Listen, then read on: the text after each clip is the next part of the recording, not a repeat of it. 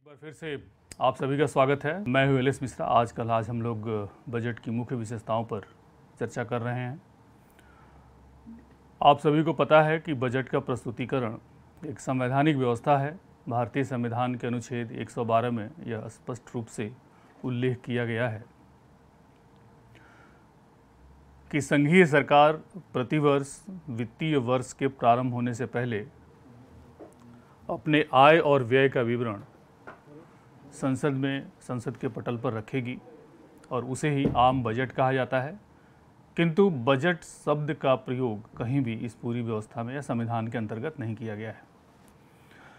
आधुनिक विश्व की बात करें तो जैसा कि दृष्टांत प्राप्त होते हैं, सबसे पहले ब्रिटेन में बजट लाया गया था और बजट मूल रूप से फ्रांसीसी भाषा का शब्द है, जिसको फ्रांसीसी भाषा में बूज़े कहा जाता है। बूज़े आगे चल के बजट हो गया। बूज़े का लिटरल यानी शाब्दिक अर्थ होता है लेदर बैग, चमड़े का थैला। दोनों में कनेक्शन क्या है? ब्रिटेन में जब बजट पेश किया गया तो सबसे पहले जिस व्यक्ति ने इसको पेश किया, लोगों ने कहा कि यह कौन सा काम करने जा रहे हैं। तो लोगों ने देखा कि इनके पास एक बैग है चमड़े का, जिसमें बहुत सारी पेपर्स, कागज़ वगैरह थे। तो उसी के आधार पर उसको बजट कहा जाने लगा और तब से लेकर आज तक इस शब्द का प्रयोग होता रहा है। आधुनिक इतिहास के संदर्भ में यदि हम बात करें तो फरवरी 1860 में बजट सबसे पहले जेम्स विल्सन के द्वारा प्रस्तुत किया गया था। और आपको पता होगा कि यह काल जो है भारतीय आधुनिक इतिहास का बहुत ही महत्वपूर्ण है, परीक्षाओं की दृष्टि से भी। 1860 में या जिन लोगों ने इतिहास पढ़ चुका होगा उनको पता होगा कि लॉर्ड कैनिंग का काल था और जेम्स विल्सन को ही यह श्रेय दिया जाता है कि उन्होंने भारत में आयकर की व्यवस्था प्रारंभ की, जो तब से लेकर आज तक भारत में जारी है, प्रचलन में है, सरकार की आय का एक मुख्य स्रोत है।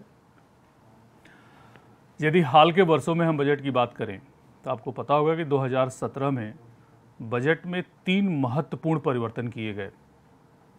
पहला परिवर्तन तो ये था कि 1924-25 में जिस रेलवे बजट को आम बजट से अलग कर दिया गया था, उसको लगभग 92 ईयर्स के बाद पुनः एक साथ कर दिया गया। यानी रेलवे बजट अब रेल मंत्रालय नहीं बनाएगा, उसको वित्त मंत्रालय ही बनाएगा और आम बजट के साथ ही रेल बजट को प्रस्तुत किया जाता है। तो ये 2017 में किया जाने वाला एक महत्वपूर्ण परिवर्तन था। दूसरा परिवर्तन था कि बजट को 1 माह पूर्व यानी प्रारंभ से और परंपरागत रूप से बजट फरवरी के अंतिम सप्ताह में प्रस्तुत किया जाता था। तो 2017 में निर्णय हुआ कि अब इसको 1 माह पूर्व प्रस्तुत किया जाएगा, जिससे कई सारी प्रोसीजरल जो प्रॉब्लम है वो समाप्त हो जाएगी, जिसकी चर्चा क्लासेज में होती रहती है। और 1 फरवरी से प्रस्तुतिकरण प्रारंभ किया गया, जो 2017 से प्रारंभ है और अभी तक जारी है और आगे भी जारी रहेगा। तीसरा जो परिवर्तन 2017 में किया गया वो ये था कि बजट की जो प्राप्तियां होती थीं, यानी राजस्व बजट को 2 भाग में बांटा जाता था, योजनागत बजट और गैर योजनागत बजट। उस डिवीज़न, उस क्लासिफिकेशन को भी समाप्त कर दिया गया। तो ये 3 बड़े परिवर्तन क्लासेज में चर्चा होती है, लेकिन मुझे लगा कि आपको इसकी जानकारी होनी चाहिए, क्योंकि बेसिक फैक्ट्स और बेसिक जानकारी बिल्कुल होनी चाहिए। और जहाँ तक इस बजट की बात है, यह निर्मला सीतारमण जो वर्तमान वित्त मंत्री हैं भारत सरकार की, यह उनका चौथा बजट था और इन पिछले 3 बजटों में देखा जाए तो सबसे छोटा बजट भाषण था। और भारत में मोरारजी देसाई को सबसे अधिक बार बजट प्रस्तुत करने का श्रेय दिया जाता है। ये भी एक इंटरेस्टिंग फैक्ट है जो आपको पता होना चाहिए।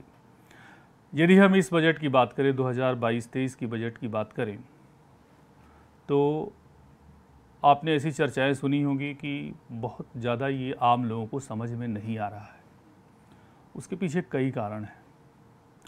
पारंपरिक तौर पर जो बजट पेश किए जाते रहे वो ज़्यादातर लोकप्रिय बजट होते रहे हैं। लोक लुभावन लोकप्रिय बजट, यानी किसी खास वर्ग या किसी खास सेक्शन, या ऐसे कह सकते हैं कि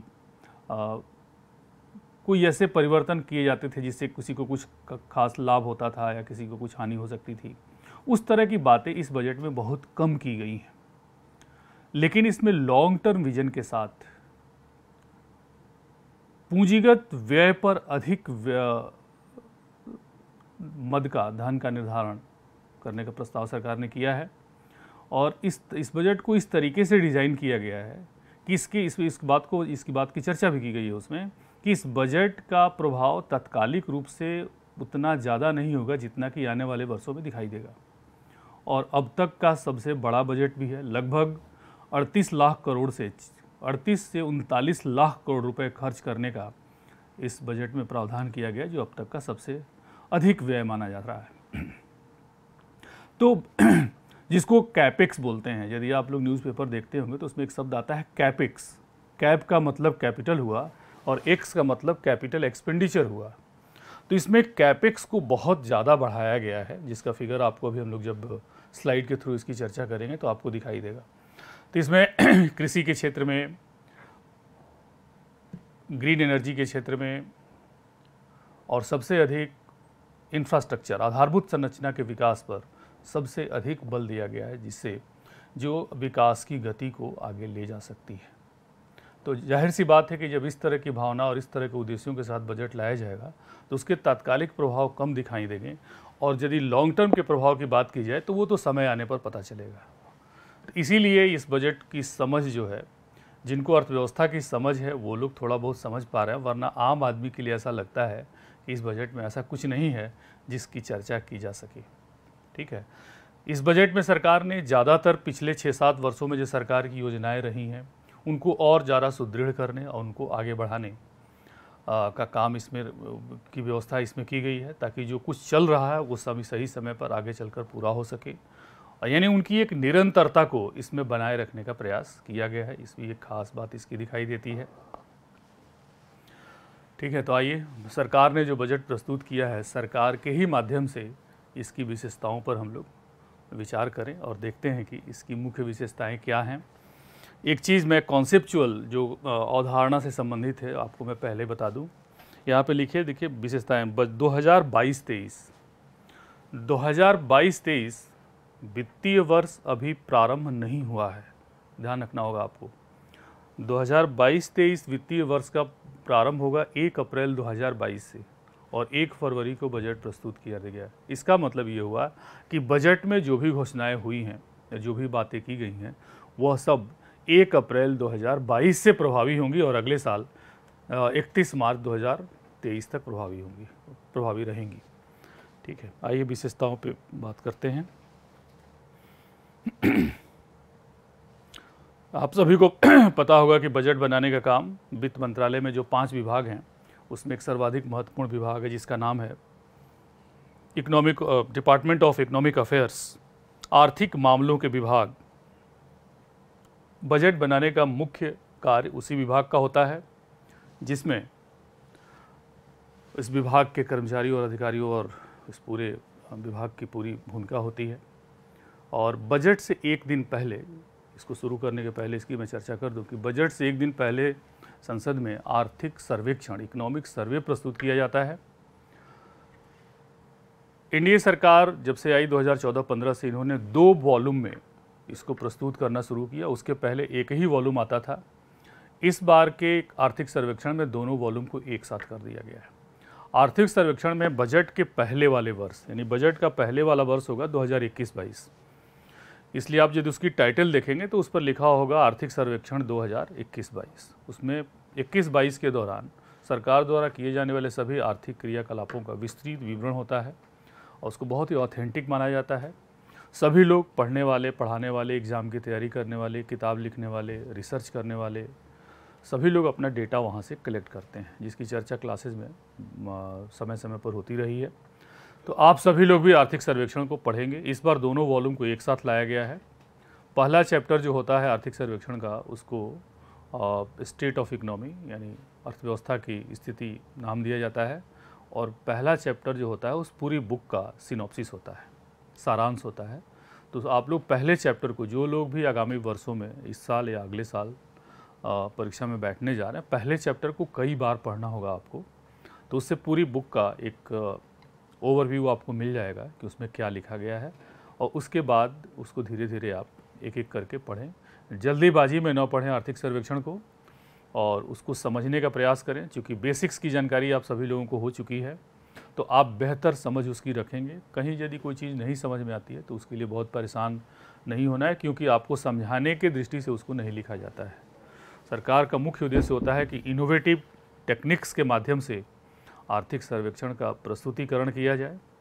और आप देखेंगे आर्थिक सर्वेक्षण को तो उसमें इनोवेटिव डेटा और उसमें ग्राफ, डायग्राम्स वगैरह बनाकर सरकार अपनी बातों को पूरी दुनिया के सामने रखने का प्रयास करती है। और सभी लोग जो भी ज़रूरतमंद है अपने अपनी ज़रूरत के हिसाब से आर्थिक सर्वेक्षण का प्रयोग करते हैं। आर्थिक सर्वेक्षण के बनाने का, तैयार करने का काम भी इसी डिपार्टमेंट का है, और यह क्वेश्चन भी एग्जाम में आ चुका है।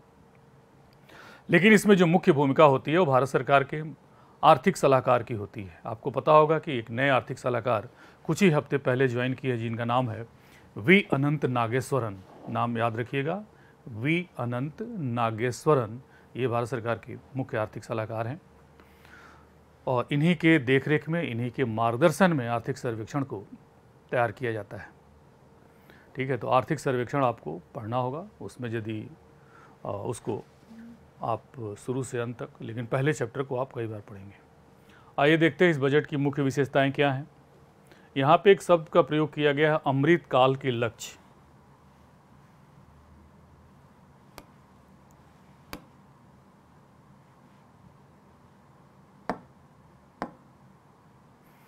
अमृत काल सबसे पहले इस पे बात करते हैं कि अमृत काल क्या है। आपको मालूम है कि भारत इस वर्ष यानी 2022 में अपनी आज़ादी के 75वें वर्ष में प्रवेश कर चुका है, और 15 अगस्त 2022 को भारत आज़ादी के 75वें वर्ष को मनाएगा। और इस पूरे वर्ष को एक अमृत काल का नाम दिया गया। यानी पिछले वर्ष 15 अगस्त से लेकर इस वर्ष 15 अगस्त को अमृत काल नाम दिया गया है। और अलग अलग डिपार्टमेंट, सरकार अलग अलग प्लेटफॉर्म पर हर क्षेत्र में जिस भी तरीके से हो रहा है, भारत की उपलब्धियों को इसमें बताने का प्रयास कर रही है, और इसको एक उत्सव की तरह मनाया जा रहा है। और इसी का प्रभाव आपको इस बजट में भी दिखाई दे रहा है। तो अमृत काल के लक्ष्य, यानी इस वर्ष जो अमृत काल यानी अमृत महोत्सव, आज़ादी के जो 75 वर्ष पूरे होने वाले हैं, उसमें इस बजट के माध्यम से सरकार के क्या लक्ष्य होंगे उसको बताया गया है। विकास, डेवलपमेंट पे शुरू से आपको पता होगा कि इस पर ध्यान दिया गया है। विकास एवं समग्र समावेशी कल्याण, ये शब्द आपके सिलेबस में भी प्रयोग किया गया है। समावेशी कल्याण का मतलब इंक्लूसिव वेलफेयर।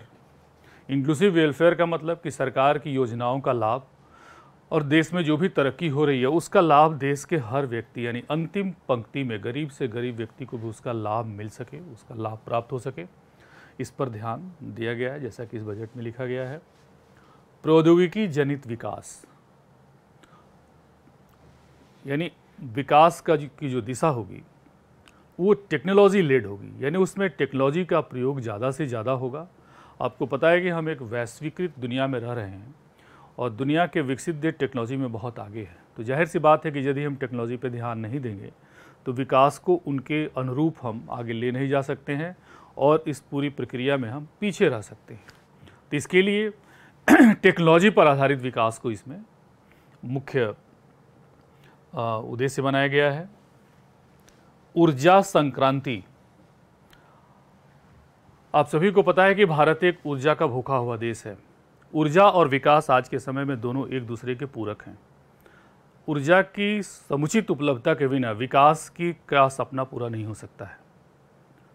और ऊर्जा के जो पारंपरिक स्रोत हैं वो आने वाले दिनों में कभी न कभी ख़त्म होंगे, और वो महंगे भी होंगे। और इसीलिए आपने देखा होगा कि पेट्रोल और डीजल के जो मूल्य हैं अंतर्राष्ट्रीय बाज़ार में इस समय अब तक के 40 वर्षों में उच्चतम स्तर पर पहुंच गए हैं। और आपको ये भी पता है कि हम ऊर्जा के इन स्रोतों के लिए ख़ास तौर पर नेचुरल गैस, प्राकृतिक गैस, पेट्रोल, डीजल इत्यादि के लिए लगभग 80 से 85% अपने आयात पर निर्भर हैं। तो आयात पर निर्भरता कम हो, विदेशी मुद्रा की बचत हो, हम स्वावलंबी बन सकें, इसके लिए ऊर्जा के जितने भी गैर परंपरागत स्रोत हैं उनको बढ़ाने, उनके मूल्य के उचित निर्धारण, उनके उत्पादन और उनके विकास के लिए एक समग्र क्रांति की तरह इसको चलाया जा रहा है।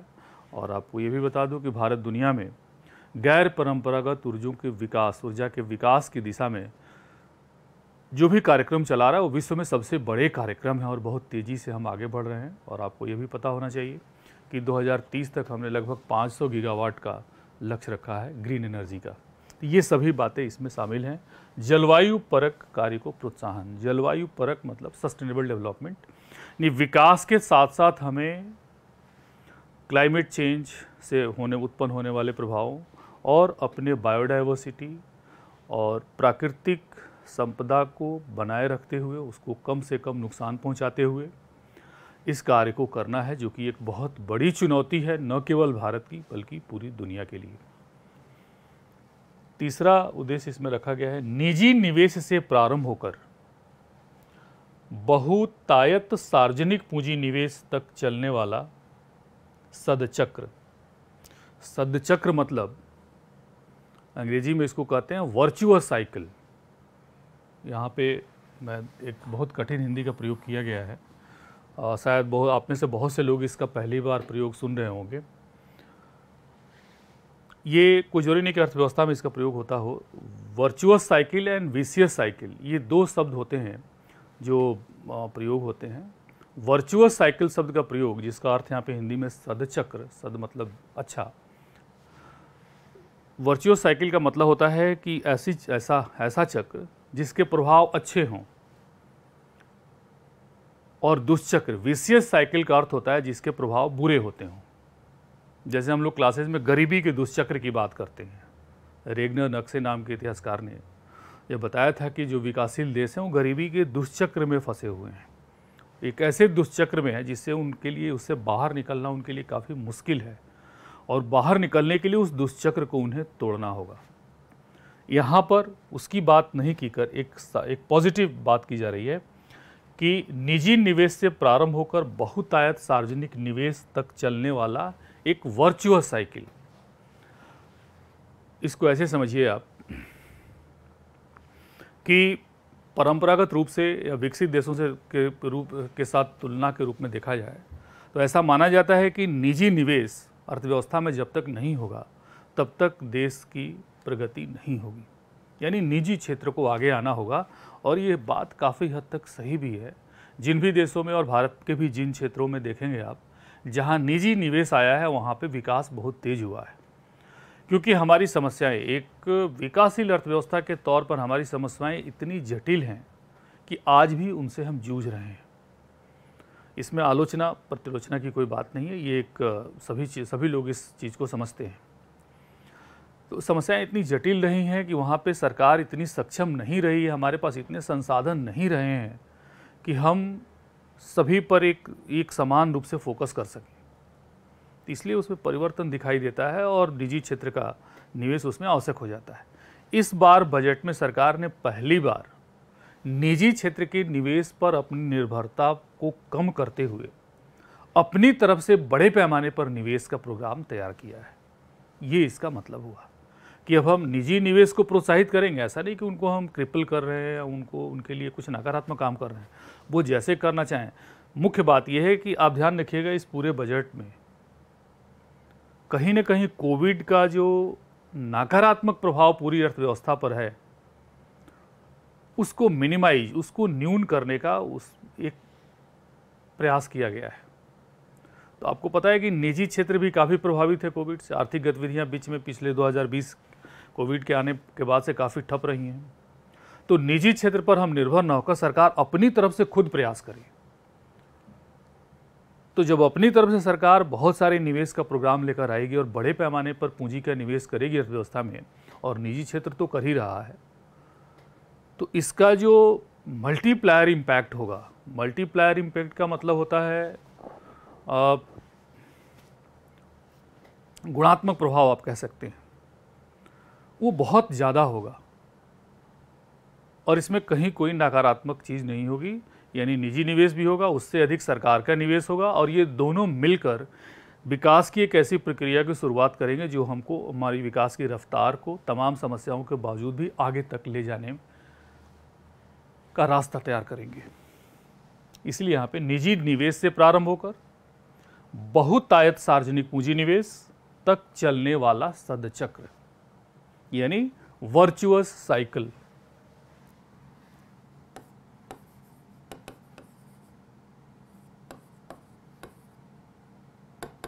वर्चुअस साइकिल या वर्चुअस सर्किल, ठीक है। तो ये 3 इसमें सरकार के अमृत काल के यानी इस पूरे आगामी वर्ष के लिए जो लक्ष्य निर्धारित किए गए हैं उसकी बात यहाँ पे की गई है। अब इसको देखते हैं। 4 प्राथमिकताएं इस बजट के माध्यम से सरकार, और जो भी बातें हम लोगों ने अब तक की हैं उसमें सरकार की प्राथमिकता कहाँ पे है। ऊपर की जो बातें की वो लक्ष्य थे कि इन लक्ष्यों के लिए, लक्ष्य हमेशा एक सब्जेक्टिव इशू होते हैं। क्या प्राथमिकताएं हैं, इसमें 4 प्राथमिकताओं पे ध्यान दिया गया है। पीएम गति शक्ति, इसका काफी डिटेल आपको मिलेगा आगे। पीएम गति शक्ति अर्थव्यवस्था में आधारभूत संरचना के विकास के लिए एक बहुत बड़ा प्रोग्राम है सरकार का, जिसका विवरण डिटेल में आगे आएगा। तो पीएम गति शक्ति यानी आप कह सकते हैं कि इस बजट के माध्यम से आधारभूत संरचना के विकास पर, आधारभूत संरचना में विकास के 7 इंजन बताए गए हैं जो आगे मिलेगा आपको, जिसमें रोड है, रेलवे है, एयरवेज है, पोर्ट हैं, जल मार्ग है। इन सब पे पैसा खर्च करेगी और सबको एक साथ इंटीग्रेट किया जाएगा, जिसके माध्यम से रोजगार के अवसर बढ़ेंगे और विकास की गति आगे होगी। समावेशी विकास, जिसकी चर्चा हम लोग बार बार करते रहते हैं। इंक्लूसिव ग्रोथ, इसमें कोई नई बात नहीं है।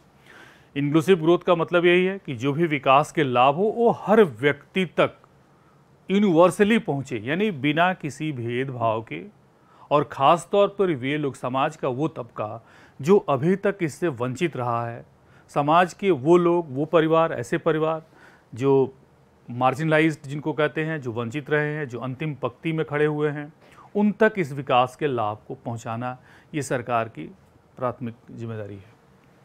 उत्पादकता संवर्धन और निवेश, उदीयमान अवसर, ऊर्जा संक्रांति और जलवायु परक, जो पिछले लक्ष्य थे उसी लक्ष्य को फिर से यहाँ पर प्राथमिकताओं में शामिल किया गया है, तो इसमें कोई नई बात नहीं है। निवेश का वित्त पोषण, निवेश का वित्त पोषण का मतलब हुआ कि फाइनेंसिंग ऑफ इन्वेस्टमेंट बहुत बड़ी चुनौती सरकार के लिए होती है। जैसे मैंने आपको थोड़ी देर पहले बताया कि सरकार इस बजट के माध्यम से 38 लाख करोड़ से ज़्यादा रुपए आने वाले दिनों में खर्च करना चाहती है, यानी आगामी वर्ष में। तो इतना बड़ा संसाधन ये कैसे आएगा सरकार के पास, इसकी क्या व्यवस्था होगी, इसकी फाइनेंसिंग कैसे होगी, कौन से तौर तरीके अपनाए जाएंगे, ये भी सरकार की प्राथमिकता है। ये बहुत गंभीर बात है जिस पर आपको ध्यान देना चाहिए। एक बात को कहना और बात को फिर जस्टिफाई करना ये बहुत ज़रूरी होता है।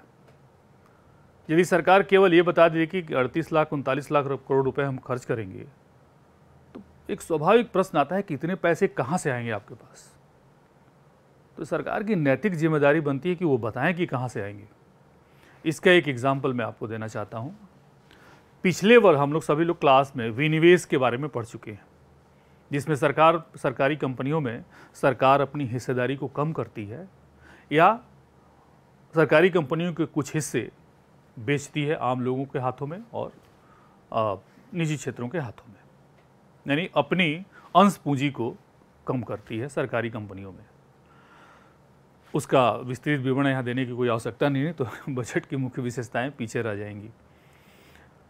पिछले बजट में सरकार ने कहा कि आगामी बजट तक, इस बजट तक यानी इस वित्तीय वर्ष तक, ये वित्तीय वर्ष 31 मार्च को ख़त्म होगा, आज 11 फरवरी है। इस वित्तीय वर्ष तक सरकार 1,75,000 करोड़ रुपए विनिवेश के माध्यम से जुटाएगी। अभी यह लक्ष्य प्राप्त नहीं हुआ है। आपको जानकर आश्चर्य होगा, कुछ ही महीने बचे हुए हैं, कुछ ही दिन कह सकते हैं आप, बचे हुए हैं और 1,75,000 करोड़ का टारगेट अभी पूरा नहीं हुआ है। लेकिन आपको पता होना चाहिए कि इसकी तैयारी पूरी हो चुकी है। और आजकल यदि आप लोग समाचार पत्र ठीक से पढ़ते होंगे तो आपको पता होगा कि LIC जो भारत की सबसे बड़ी कंपनी है, जो अभी तक बाजार में सूचीबद्ध नहीं है, उसका IPO सरकार लाने जा रही है।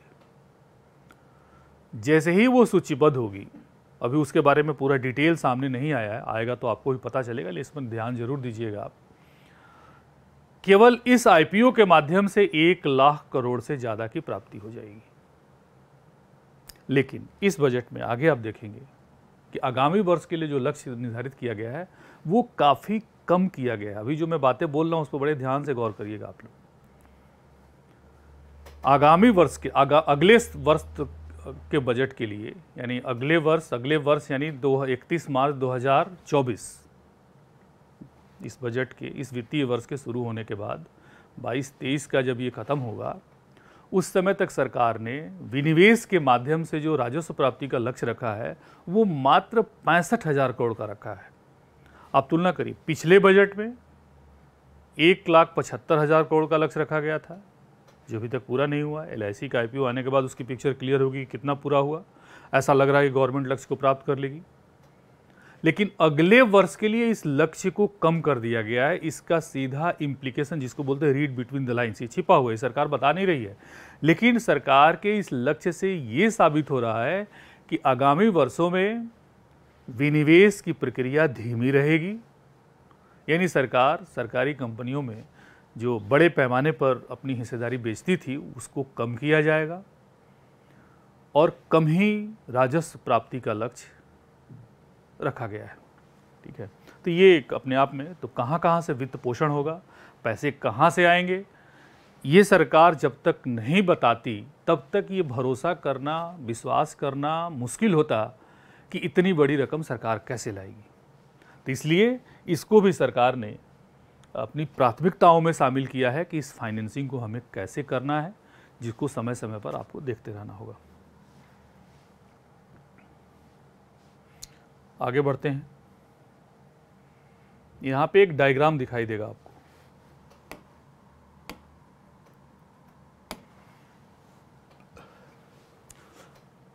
ये ब्लू लाइन GDP को दिखाती है और ये रेड लाइन या मैजेंटा जो भी कहिए वो GVA है।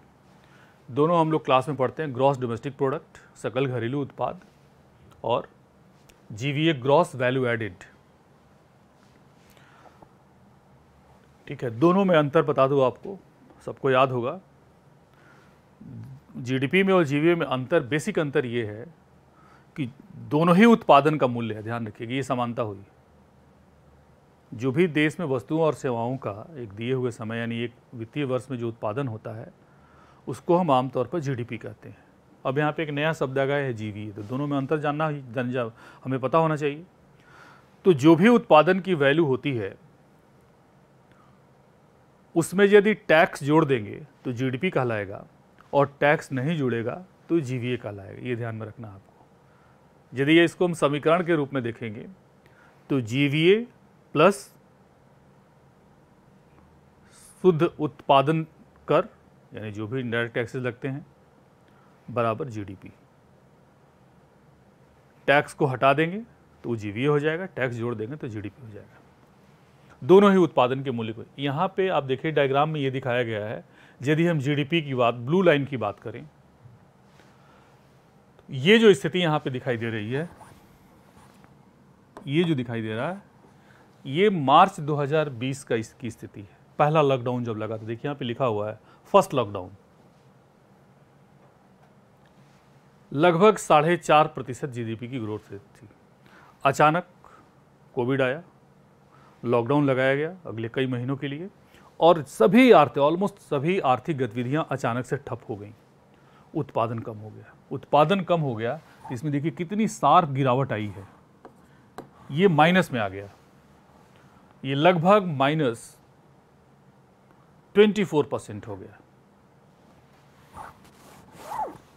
अब जब ये स्थिति आई तो सरकार को आगे आना पड़ा। सरकार ने बहुत बड़े पैमाने पर खर्च के प्लान बनाए और हर क्षेत्र में जहाँ जहाँ ज़रूरी था पैसा डाला, ताकि वहाँ पर लोगों को नौकरी से बाहर न निकाला जाए, विकास की प्रक्रिया आगे बढ़ती रहे।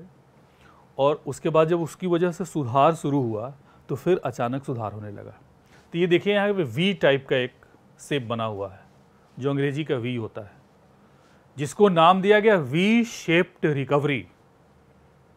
क्लासेज में पिछले वर्षों में हर क्लास में इसकी चर्चा हुई है, आपके साथ भी हुई है, और आपको आश्चर्य होगा कि इस वर्ष मुख्य परीक्षा में यही क्वेश्चन आया हुआ था। तो जिन लोगों ने भी ध्यान से पढ़ा हुआ वो समझकर उसको आंसर लिख सकते हैं। वी शेप रिकवरी, ये सरकार की तरफ से ऐसा कहा गया है। तो आपको मालूम है कि हमारा देश एक लोकतांत्रिक देश है, हमें फ्रीडम ऑफ स्पीच की राइट मिली हुई है, सब लोग अपने अपने तरीके से चीज़ों की व्याख्या करते हैं। तो रिजर्व बैंक के जो फॉर्मर आरबीआई गवर्नर थे डी सुब्बा राव साहब, उन्होंने कहा कि ये वी शेप रिकवरी नहीं है, ये के शेप रिकवरी है। ये उनका अपना व्यक्तिगत विचार था। के शेप का मतलब हुआ कि उन्होंने कहा कि सरकार ने जब बहुत सारे पैसे खर्च किए तो ऐसा नहीं कि सभी क्षेत्रों में एकदम अचानक से सुधार शुरू हो गया। व्यवहारिक तौर पे देखा जाती है, बात काफ़ी सही भी लगती है। कुछ क्षेत्रों में सुधार हुआ और कुछ में सुधार नहीं हुआ। तो एक के टाइप का एक शेप बना। तो उन्होंने कहा कि ये वी शेप रिकवरी न होकर के शेप रिकवरी, यानी अर्थव्यवस्था के कोसी क्षेत्र से लाभान्वित हुए हैं। तो ये भी एक विद्वानों के बीच में एक बहस का, विवाद तो नहीं कहेंगे, लेकिन एक इंटेलेक्चुअल बहस का विषय रहा है पिछले वर्षों में। तो इसको फिर से एक बार ध्यान दीजिए। सेकेंड वेव आया, आपको पता होगा लास्ट ईयर अप्रैल के आसपास। फिर लॉकडाउन लगाया गया, सेकेंड लॉकडाउन, उत्पादन ठप हुए, गिरावट आई, लेकिन पहले की तुलना में कम गिरावट आई। दोनों लॉकडाउन में आर्थिक गतिविधियों में क्या परिवर्तन हुए, इस डायग्राम के माध्यम से इसको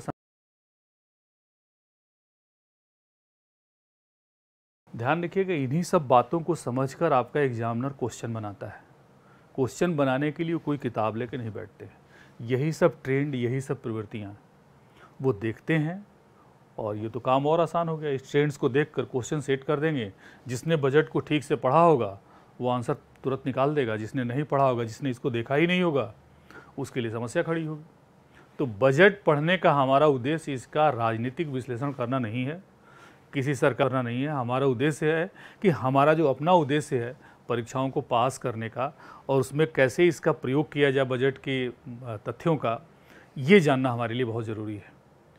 तो एक चीज़ मैं आपको बता दूं कि प्री और मेंस दोनों में ही आपको मालूम है कि ये कॉमन टॉपिक है। प्री में भी क्वेश्चन उसी रूप में आते हैं और मेंस में भी आते हैं, जैसा मैंने आपको अभी बताया। तो प्री में इस तरह के जो ट्रेंड्स हैं, जो व्यवस्थाएं हैं, उसको आधार बनाकर क्वेश्चन बन जाते हैं। मेंस में इस फैक्ट्स को आपको ज़रूरत के हिसाब से मेंशन करना होगा। यानी जो भी चैप्टर्स हम लोगों ने क्लास में पढ़ा है, हर चैप्टर में आप देख लीजिए कि बजट में उस चैप्टर से संबंधित क्या बात हुई है, और उसको उस चैप्टर में नोट कर लीजिए। एग्ज़ाम में आता है तो उस बात को लिखिए आप, तो उससे आपका आंसर अपडेटेड होगा और बिल्कुल नए ट्रेंड से सिंक्ड हो जाएगा। और आंसर लिखते समय यदि आप बजट का हवाला देते हैं कि सरकार ने इस संदर्भ में बजट 2022-23 में ऐसा कहा, तो इससे आपका आंसर अपडेटेड होगा, उसमें वैल्यू एडिशन होगा, और इसका भरपूर लाभ आपको एग्ज़ाम में अच्छे नंबर के रूप में मिलेगा। और जाहिर सी बात है, नंबर अच्छे मिलेंगे तो आपकी रैंक अच्छी होगी। ठीक है, तो ये बहुत सिंपल डायग्राम है, समझना भी आसान है। दोनों लॉकडाउन में आर्थिक जो उत्पादन है, जीडीपी की जो व्यवस्था, जो गिरावट और उतार चढ़ाव हुआ, उसको दिखाया गया है। मूल बात यह है कि पहले लॉकडाउन की अपेक्षा दूसरे लॉकडाउन में सुधार हुआ है, यानी इसका नकारात्मक प्रभाव अर्थव्यवस्था पर कम पड़ा है। और मतलब सरकार ये भी बताना चाहती है कि यहाँ पे हम सतर्क हो गए, और इस वजह से हमने यहाँ पे कंट्रोल किया, और कंट्रोल होने की वजह से दूसरे लॉकडाउन के जो नकारात्मक प्रभाव थे, आर्थिक प्रभाव, वो कम हुए और इसीलिए ये देखिए गिरावट कम हुई है और रिकवरी यहाँ से शुरू हो गई है। ठीक है, तो इन सब बातों को ध्यान में रखकर इस तरीके से आपको बजट को समझना होगा। अर्थव्यवस्था की बहाली देश की प्रतिरोधक क्षमता की द्योतक है। देश की प्रतिरोधक क्षमता, ध्यान रखिएगा, प्रतिरोधक क्षमता शब्द, immune system, immune power Covid में सबसे ज़्यादा प्रचलित शब्द रहा है। वे लोग कोविड से कम प्रभावित हुए या नहीं प्रभावित हुए जिनकी प्रतिरोधक क्षमता अधिक थी। तो प्रतिरोधक क्षमता ये एक शारीरिक प्रक्रिया होती है जो हमारा शरीर खुद से उत्पन्न करता है। कोविड के इंजेक्शन लगाने की जो बात की जा रही है, वो इंजेक्शन प्रतिरोधक क्षमता को ही बढ़ाता है। उस इंजेक्शन की वजह से और टीके की वजह से जो प्रतिरोधक क्षमता बनती है वो कोविड के जो वायरस होते हैं उसके प्रभाव को कम करती है, होने वाले अटैक को वो न्यूट्रलाइज कर देती है। यानी हमारे अंदर एक ऐसी क्षमता आती है कि उस कोविड का जो वायरस आता है उसका हमारे ऊपर प्रभाव नहीं होता है। तो प्रतिरोधक क्षमता बढ़ाने के लिए हम लोग अच्छा खाना खाते हैं, मतलब जड़ी बूटियों का इस्तेमाल करते हैं। देखा होगा बीच में काढ़ा बहुत लोगों ने पिया और तरह तरह की दवाइयाँ भी बाज़ार में आई। लेकिन जिनकी प्रतिरोधक क्षमता कम थी वो कोविड से प्रभावित हुआ और यहाँ तक कि बहुत सारी कैजुअलिटी भी हुई है। यहाँ पे उसी तरह की बात यहाँ पे दिखाई जा रही है। अर्थव्यवस्था की बहाली देश प्रतिरोधक क्षमता का द्योतक, यानी इतने बड़े संकट, आप ज़्यादा इमेजिन करिए कि पूरी दुनिया के बड़े बड़े देश, धनी से धनी देश, समृद्ध से समृद्ध देश, जो ये कहते थे कि हम दुनिया में हर तरह की व्यवस्था हमारी सबसे टॉप पे है, और उनको बिल्कुल इस वायरस ने धरातल पे ला दिया। और उसके बावजूद भी हमारी अर्थव्यवस्था प्रभावित हुई है, बिल्कुल प्रभावित हुई है, लेकिन हम उसी तेज़ी से उभर रहे हैं। और अभी भी आपको पता होना चाहिए, और विश्व संस्थाएं भी इस बात का क्लियर, हमारी जीडीपी ग्रोथ रेट अभी भी दुनिया में सबसे ज़्यादा है। इतने बड़े पैंडेमिक, इतने बड़े आर्थिक संकट और स्वास्थ्य संबंधी संकट के बावजूद भी हमारी विकास की जो दर है, जो विदेशी संस्थाएं वो कह रही हैं कि भारत की विकास दर 9% से ज़्यादा होगी। भारत सरकार ने तो 8.5% का फोरकास्ट किया है इकोनॉमिक सर्वे में, लेकिन उन्होंने कहा है कि इससे भी ज़्यादा होगी। तो ये दिखाता है कि भारतीय अर्थव्यवस्था की जो प्रतिरोधक क्षमता है, यानी इस तरह की समस्याओं को जो झेलने की जो क्षमता है वो बहुत ज़्यादा है, और इसलिए हमारे ऊपर इसका कम असर पड़ा, और जिसकी वजह से हम बहुत बेहतर तरीके से इसको संभालते हुए आगे बढ़े हैं। नुकसान हुआ, ऐसा नहीं कि नहीं हुआ, लेकिन हमने उसको अच्छे से मैनेज किया, और जिस तरीके से किसी शरीर की प्रतिरोधक क्षमता होती है उसी तरीके से पूरी अर्थव्यवस्था की जो प्रतिरोधक क्षमता है उसकी वजह से हम आगे बढ़ रहे हैं। तो इन दोनों को कनेक्ट करके देखना होगा। आगे चलते हैं।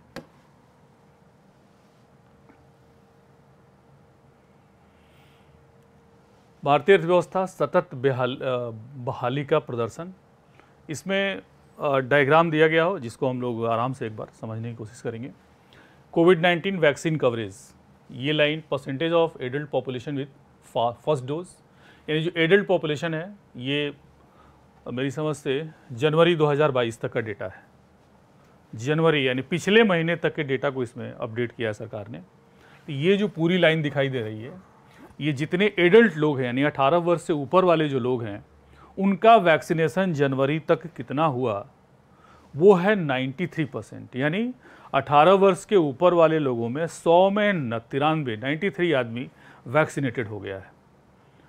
और जो एक अर्थव्यवस्था में गणना का जो एक माध्यम होता है, जब 90% से ज़्यादा होता है तो उसको 100 भी मान लिया जाता है, ध्यान रखिएगा। जब 100 लोगों में 93 लोग वैक्सीनेटेड हो जाएंगे तो फिर 7 लोगों को कोविड नहीं होने वाला है, ये ध्यान रखिएगा। ठीक है, तो ये अपने आप में जस्टिफाई करता है कि लगभग ये 100% हो गया। रेड जो डॉटेड लाइन है, percentage of adult population with second dose, उसके बाद सेकेंड डोज का आप लोगों ने देखा कि प्रारंभ हुआ। सेकेंड डोज भी जनवरी 22 तक, यानी इस साल के पिछले महीने तक 69.8 यानी लगभग 70% लोग सेकेंड डोज भी ले चुके हैं। उसके बाद आपने देखा कि 18 वर्ष के कम के जो बच्चे हैं उनको भी उनका वैक्सीनेशन, उनके भी सेकेंड डोज की प्रक्रिया प्रारंभ हो चुकी है। तो सरकार यहाँ ये दिखाना चाहती है कि हमने वैक्सीनेशन को बहुत अच्छे तरीके से मैनेज किया, और इतनी बड़ी आबादी को वैक्सीनेट करना, डबल डोज देना, बूस्टर डोज देना, ये अपने आप में एक बहुत बड़ी चुनौती है। आपको मालूम होना चाहिए कि पूरे यूरोप और अमेरिका की आबादी को मिला दिया जाए, उससे ज़्यादा हम अकेले हैं। तो ये एक अलग तरह की तुलना है। ट्रेंड इन डेफिसिट, सरकार को जो हर साल घाटा होता है वो आगे भी मिलेगा, तो वहाँ पे इसकी हम लोग चर्चा करेंगे। घाटे का जो टारगेट था सरकार का वो हिट नहीं हुआ है, उसके पीछे कारण है कोविड के कारण होने वाले खर्च। तो जब खर्च बढ़ेंगे और आय कम होगी तो घाटा ज़्यादा होगा। तो यहाँ पे दो चीज़ें हो सकती हैं कि या तो सरकार अपनी पीठ थपथपाने के लिए खर्चे को कम कर दे, लोगों को छोड़ दे मरो, और ये दिखाए कि देखिए हमने घाटा कंट्रोल कर लिया है। लेकिन ऐसा नहीं किया गया। सरकार ने कहा कि घाटा कुछ भी हो उस पर ध्यान नहीं देना है, पहले काम करना है, पैसे की व्यवस्था जहाँ से भी होगी करेंगे और खर्च करेंगे। पहले जो हमारा उद्देश्य है, कल्याणकारी उद्देश्य है, पहले उसको पूरा करेंगे हम। घाटा होता है तो होने दे, लोग शिकायत करेंगे, करते रहें। तो इसलिए घाटे का जो ट्रेंड है वो काफ़ी तेज़ी से बढ़ा है, यानी सरकार का जो राजकोषीय घाटा है बहुत तेज़ी से बढ़ा है, और सरकार ने जो लक्ष्य रखे थे वो लक्ष्य पूरा नहीं हुआ है, क्योंकि अचानक से बहुत खर्च की ज़रूरत पड़ गई। उस बात को उस डायग्राम के माध्यम से दिखाया गया है, जो आगे आपको फिर से मिलेगा। उसके बाद इधर नीचे देखते हैं, trends in quarterly capital expenditure. Quarterly का मतलब कि पूरे साल 12 महीने को 3-3 महीने का क्वार्टर बना दिया जाता है, यानी एक साल में 4 क्वार्टर हो जाते हैं। अप्रैल मई जून एक क्वार्टर, जुलाई अगस्त सितंबर दूसरा क्वार्टर, जिसको Q1 Q2 लिखते हैं, इसी तरीके से 4 हो जाते हैं। ठीक है, ये लॉकडाउन में जो एक्सपेंडिचर घट बढ़ हुआ है उसका ट्रेंड यहाँ पे दिखाया गया है। एक बार आराम से घर पे आप सबको PDF दिया गया है, वहाँ पे एक बार फिर से आप लोग इसका अध्ययन करिएगा, चीज़ों को समझने की कोशिश करिएगा। इन्फ्लेशन की बात यहाँ पे की गई है कि इन्फ्लेशन का ट्रेंड क्या रहा है। इसमें WPI इन्फ्लेशन जो बीच वाली है, ब्लू लाइन जो दिखाया गया, आप देखिए कुछ समय तक ये माइनस में रही थी। तो हम लोगों ने क्लास में कंज्यूमर प्राइस इंडेक्स और होलसेल प्राइस इंडेक्स, थोक मूल्य सूचकांक को पढ़ा है। आपको मालूम है कि जो भी आर्थिक निर्णय लिए जाते हैं सरकार के द्वारा या रिजर्व बैंक के द्वारा, उसमें CPI इन्फ्लेशन को ही टारगेट किया जाता है। और आपको ये भी याद होगा कि भारत 2016 से इन्फ्लेशन टारगेटिंग के तहत काम कर रहा है, जिसकी जिम्मेदारी मॉनेटरी पॉलिसी कमेटी, जिसमें 3 RBI के सदस्य होते हैं, यानी आप कह सकते हैं कि रिजर्व बैंक और सरकार दोनों मिलकर मुद्रास्फीति को नियंत्रित करने का प्रयास करते हैं। और भारत में मुद्रास्फीति का जो लक्ष्य रखा गया है कंज्यूमर प्राइस इंडेक्स का, यानी रिटेल इन्फ्लेशन का, वो 4% ±2%, यानी मिनिमम 2 और मैक्सिमम 6%। आजकल लगभग 4.5% के आसपास है। कल RBI की जो पॉलिसी थी उसमें RBI गवर्नर ने खुद ही कहा कि इन्फ्लेशन की रेट भारत में 4.5% के आसपास है, जो हमारे लक्ष्य के अंदर ही है, उसको क्रॉस नहीं किया गया है। ये उस ट्रेंड को दिखाता है। और इसमें बेसिकली जो महंगाई आजकल थोड़ी दिखाई दे रही है, कहीं ना कहीं देखिए कोविड, आपको पता होना चाहिए कि अमेरिका में महंगाई की दर पिछले 48 वर्षों में सबसे ज़्यादा है।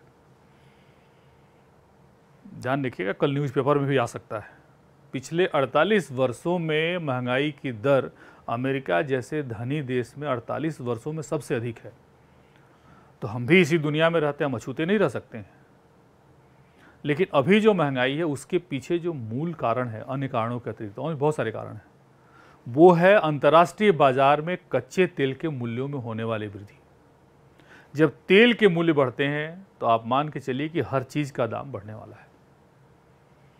ठीक है, तो इस तरीके से इसके ट्रेंड को दिखाया गया है, इसमें कैसे उसमें उतार चढ़ाव हुए हैं पिछले वर्ष में। नीचे के चार्ट में net addition in EPF subscription in lakhs. EPF का मतलब होता है एम्प्लॉयज़ प्रोविडेंट फंड। आजकल सरकार बेरोजगारी के जो आंकड़े हैं उसको सर्वेक्षण कराकर नहीं लेती है, रजिस्ट्रेशन के माध्यम से प्राप्त करती है, जो कि एक्चुअल होता है। जैसे मान लीजिए कि हमें नौकरी मिली किसी राज्य में या किसी संस्थान में, तो उसका रजिस्ट्रेशन होगा एम्प्लॉयज़ प्रोविडेंट फंड के माध्यम से, और राज्य में होगा तो राज्य के माध्यम से, केंद्र सरकार में होगा तो केंद्र सरकार के माध्यम से। तो वहाँ पे कितने रजिस्ट्रेशन हुए वो तो गलत नहीं होंगे, उसमें वहाँ कोई गलत रजिस्ट्रेशन तो कराने जाएगा नहीं। जिसको नौकरी मिलेगी उसी का रजिस्ट्रेशन हुआ। इसके माध्यम से सरकार बेरोजगारी के आंकड़े को कलेक्ट करती है। उसका क्या ट्रेंड रहा है उसको इसमें बताया गया है। आपको मालूम होना चाहिए कि बेरोजगारी भी प्री मेंस और दोनों का एक फैक्टर है। तो कहीं ना कहीं इसमें जो इसके ट्रेंड में कोविड के दौरान और उसके बाद के वर्षों में जो ट्रेंड में परिवर्तन आया हुआ है उस पर आपको अपनी पैनी निगाह रखनी होगी, क्योंकि यह मेंस में आने वाले वर्षों में क्वेश्चन बन सकता है, ऐसी संभावना है। मैं कह नहीं सकता आएगा, लेकिन आएगा। हमारा काम है पढ़ना। यहाँ पे देखिए ईपीएफ में, एम्प्लॉयज़ प्रोविडेंट फंड में जो रजिस्ट्रेशन हुए हैं लाख में, ये डेटा बताया गया है। उसमें क्या उतार चढ़ाव आया है उसको दिखाया गया है। ये देखिए लॉकडाउन है पहला, सब कुछ बंद हो गया, काफ़ी लोग की नौकरी छूटी, इसमें तेज़ गिरावट आई, माइनस में आ गया, फिर धीरे धीरे बढ़ने लगा। उसके बाद फिर ये सेकेंड लॉकडाउन में कम गिरावट आई है। तो ये एक ट्रेंड दिखाता है, ठीक है। लेकिन ओवरऑल जो इसको एक एवरेज निकाला गया है वो एवरेज बढ़ता हुआ इसमें दिखाई जाए। समस्या रही है, लेकिन कहीं ना कहीं उसमें सुधार भी हुआ है। फॉरेन एक्सचेंज रिजर्व यानी विदेशी मुद्रा भंडार, आपको ये जानकर आश्चर्य होगा कि 2020 के बाद, यानी जब से कोविड आया है, पिछले वर्षों की तुलना में सबसे अधिक एफडीआई भारत में आई है। आपका क्लास चूंकि पहले हो गया तो ये डेटा आपको मैं बता नहीं पाया, लेकिन आप जब इसका विश्लेषण करेंगे तो आपको पता होगा कि कोविड के बाद के वर्षों में एफडीआई उसके पहले की वर्षों की तुलना में सबसे अधिक भारत में आई है।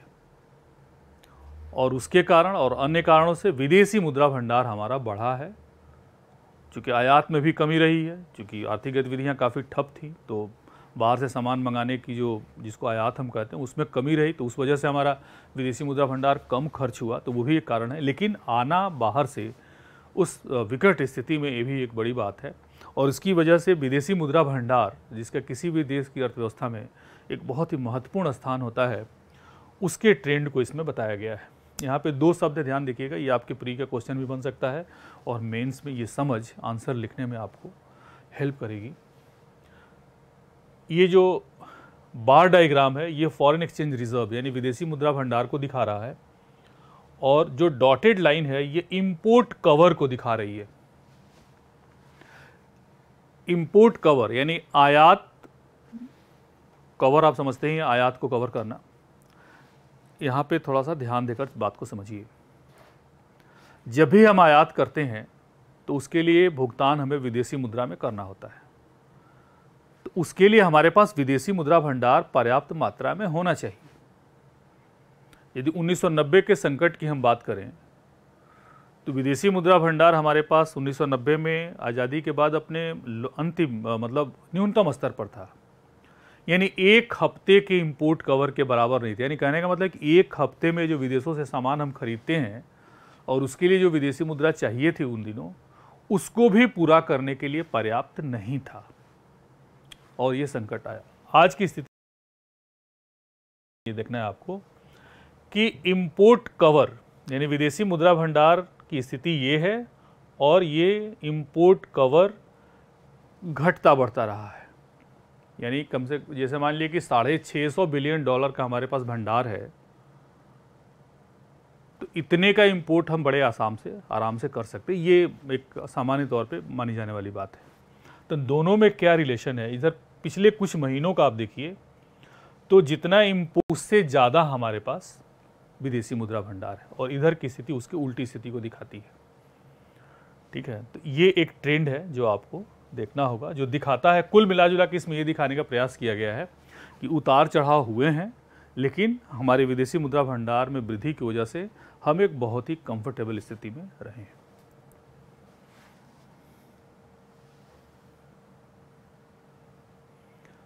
पीएम गति शक्ति अमृतकाल के लक्ष्य में सबसे पहले इसकी बात की गई थी, और प्राथमिकताओं में भी पीएम गति शक्ति नंबर 1 पे था, देखा होगा आपने। इसमें देखिए क्या क्या लिखा गया है।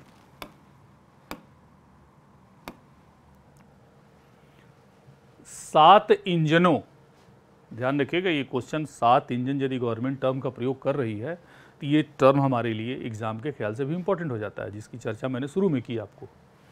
सड़क नंबर 1,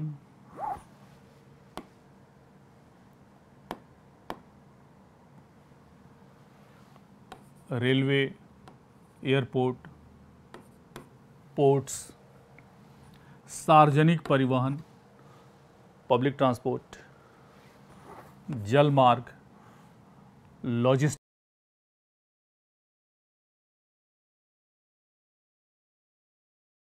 लॉजिस्टिक आधारभूत संरचना का मतलब कि जो सामानों की आवाजाही, उनकी ढुलाई होती है, वेयर हाउसेज होते हैं, कहाँ रखना है, कैसे ले जाना है, ये सारी व्यवस्था उसको बोलते हैं लॉजिस्टिक आधारभूत संरचना। इन 7 को, जिनको यहाँ पे 7 इंजनों यथा, जैसे ये 7 इंजन दे दिए गए, से संचालित, यानी इस गति शक्ति कार्यक्रम में इन 7 के विकास पर पूरा ध्यान इस बजट में दिया गया है। राष्ट्रीय मास्टर प्लान, जिसका उद्देश्य स्तरीय आधुनिक आधारभूत संरचना तथा लॉजिस्टिक सहक्रिया है, यानी दोनों का एक इंटीग्रेशन या दोनों मिलकर एक सिनर्जी क्रिएट करेंगे। यानी इन 7 के विकास पर ध्यान दिया जाएगा और इनके माध्यम से भारत में एक वर्ल्ड क्लास की, वर्ल्ड लेवल की, यानी जो दुनिया के दूसरे देशों में आधारभूत संरचनाएं हैं, उस तरह की आधारभूत संरचना हम इस राष्ट्रीय मास्टर प्लान के तहत इन सभी क्षेत्रों में करने वाले हैं। कुल मिलाजुला कर सरकार यहाँ पे ये कहना चाहती है कि आधारभूत संरचना, इंफ्रास्ट्रक्चर के डेवलपमेंट पर बहुत ज़्यादा या सबसे ज़्यादा जोर होगा और इसी के लिए कैपिटल एक्सपेंडिचर को बढ़ाया भी गया है, क्योंकि इससे हम दुनिया में और अंतर्राष्ट्रीय अर्थव्यवस्था में कहीं जो पीछे थे उनकी बराबरी में, बड़े जो विकसित देश हैं उनकी बराबरी में आएंगे और विकास की गति इससे आगे बढ़ेगी। एक्सप्रेसवे के लिए मास्टर प्लान तैयार करना। एक्सप्रेसवे समझते हैं अच्छी तरीके से, उत्तर प्रदेश में सबसे ज़्यादा एक्सप्रेसवे हैं। 2022-23 में 25,000 किलोमीटर राष्ट्रीय राजमार्ग का काम पूरा करना है। इस लक्ष्य को, इस फिगर को आप याद रखिएगा, कहीं भी ज़रूरत पड़े लिखने में और डिसीजन लेने में किसी भी एग्ज़ाम में, तो आप बताइए कि सरकार ने 2022-23 के बजट में 25,000 किलोमीटर नेशनल हाईवे बनाने का लक्ष्य रखा है। ठीक है, ये सब गति शक्ति, पीएम गति शक्ति योजना के ही अंग हैं।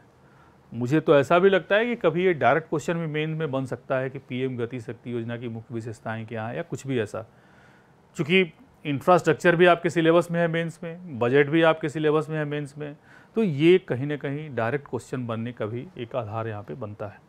क्वेश्चन आए या ना आए, हमारा काम है पढ़ना, इसलिए हम लोग सारी चीज़ों को पढ़ेंगे। इसके बाद यहाँ पे आइए, जो नीचे जो 3 पॉइंट दिखाई दे रहे हैं, यूनिफाइड लॉजिस्टिक इंटरफेस प्लेटफॉर्म, जिसमें सभी मोड ऑपरेटरों में डेटा एक्सचेंज, डेटा विनिमय हो सके। यूनिफाइड लॉजिस्टिक इंटरफेस, ये जितने भी हैं सबको आपस में कनेक्ट करना, इनके डेटा को एक्सचेंज करना, बहुत बड़ा काम है ये आसान काम नहीं, ये टेक्नोलॉजी का प्रयोग बहुत ज़्यादा इसमें होगा। ऑपरेटरों में डेटा एक्सचेंज हो सके। दूसरा है यात्रियों की निर्बाध यात्रा के लिए open source mobility stack. Open source mobility stack का मतलब हुआ कि देखिए, ये लॉजिस्टिक सामान के आवागमन के साथ साथ कहीं ना कहीं इसमें सार्वजनिक परिवहन को भी ध्यान में रखा गया, फोकस में रखा गया है। तो सार्वजनिक परिवहन सड़कों के माध्यम से भी होता है, रेल के माध्यम से भी होता है, एयरपोर्ट के माध्यम से भी होता है।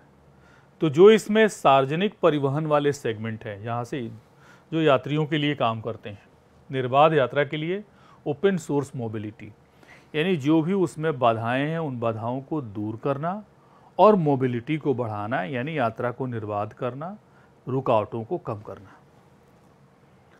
पीपीपी, पब्लिक प्राइवेट पार्टनरशिप, सार्वजनिक निजी भागीदारी के तहत 4 मल्टी मॉडल लॉजिस्टिक पार्क की स्थापना, जिसके लिए 2022-23 में ठेके दिए जाएंगे। आने वाले कुछ महीनों में आपको ये न्यूज़ में देखने को मिलेगा कि पीपीपी मॉडल, जिसको हम लोग क्लास में पढ़ चुके हैं, सिलेबस का पार्ट भी है बेंस का, 4 मल्टी मॉडल लॉजिस्टिक पार्क। अब आप सोच रहे होंगे ये क्या है? 4 मल्टी मॉडल लॉजिस्टिक पार्क। ये जितने भी दिखाई दे रहे हैं इसमें 7, एक ऐसा एरिया बनाया जाएगा, यानी 4 ऐसे एरिया बनाए जाएंगे जहां पे इन सबको एक साथ कनेक्ट किया जाएगा। वह एरिया जहां पर रेलवे, सड़क, एयरपोर्ट, बंदरगाह, सार्वजनिक परिवहन, जल मार्ग, ये सब एक साथ कनेक्टेड हों। अभी एक भी नहीं है मेरी समझ से ऐसा। इस तरह के 4 ऐसे पार्क बनाए जाएंगे। पार्क का मतलब होगा कि एक बड़ा सा एरिया, जैसे बहुत सारे हम लोग ACZ वगैरह के बारे में पढ़ा है, उस तरह का ये पार्क हो। अब कहाँ बनेगा, कैसे बनेगा, इसकी घोषणा आने वाले दिनों में होगी, जिसकी बात यहाँ पे सरकार कर रही है।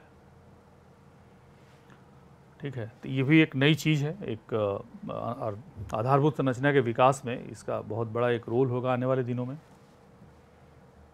आगे देखते हैं।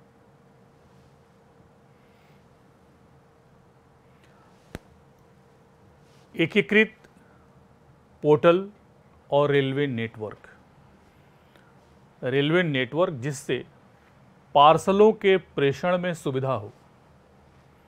एकीकृत पोर्टल, ये जो लिखा हुआ है ना, पोर्ट्स नहीं है, पोर्टल है,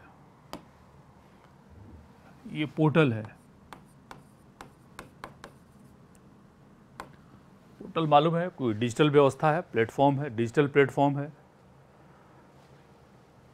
और चूंकि इसका आपको मालूम है कि डाक विभाग जो है पार्सल भेजता है, पार्सल को ले जाने का काम रेलवे करता है। तो एक ऐसा पोर्टल तैयार किया जाएगा जो दोनों को इंटीग्रेट करता हो, दोनों को जोड़ता हो। अब ये कैसे काम करेगा, जब आने वाले दिनों में बनेगा तो समझ में आएगा। क्योंकि देखिए, बजट में जो भी बातें कही गई हैं उसका डिटेल आने वाले दिनों में दिखेगा जब सरकार उसकी घोषणा करेगी।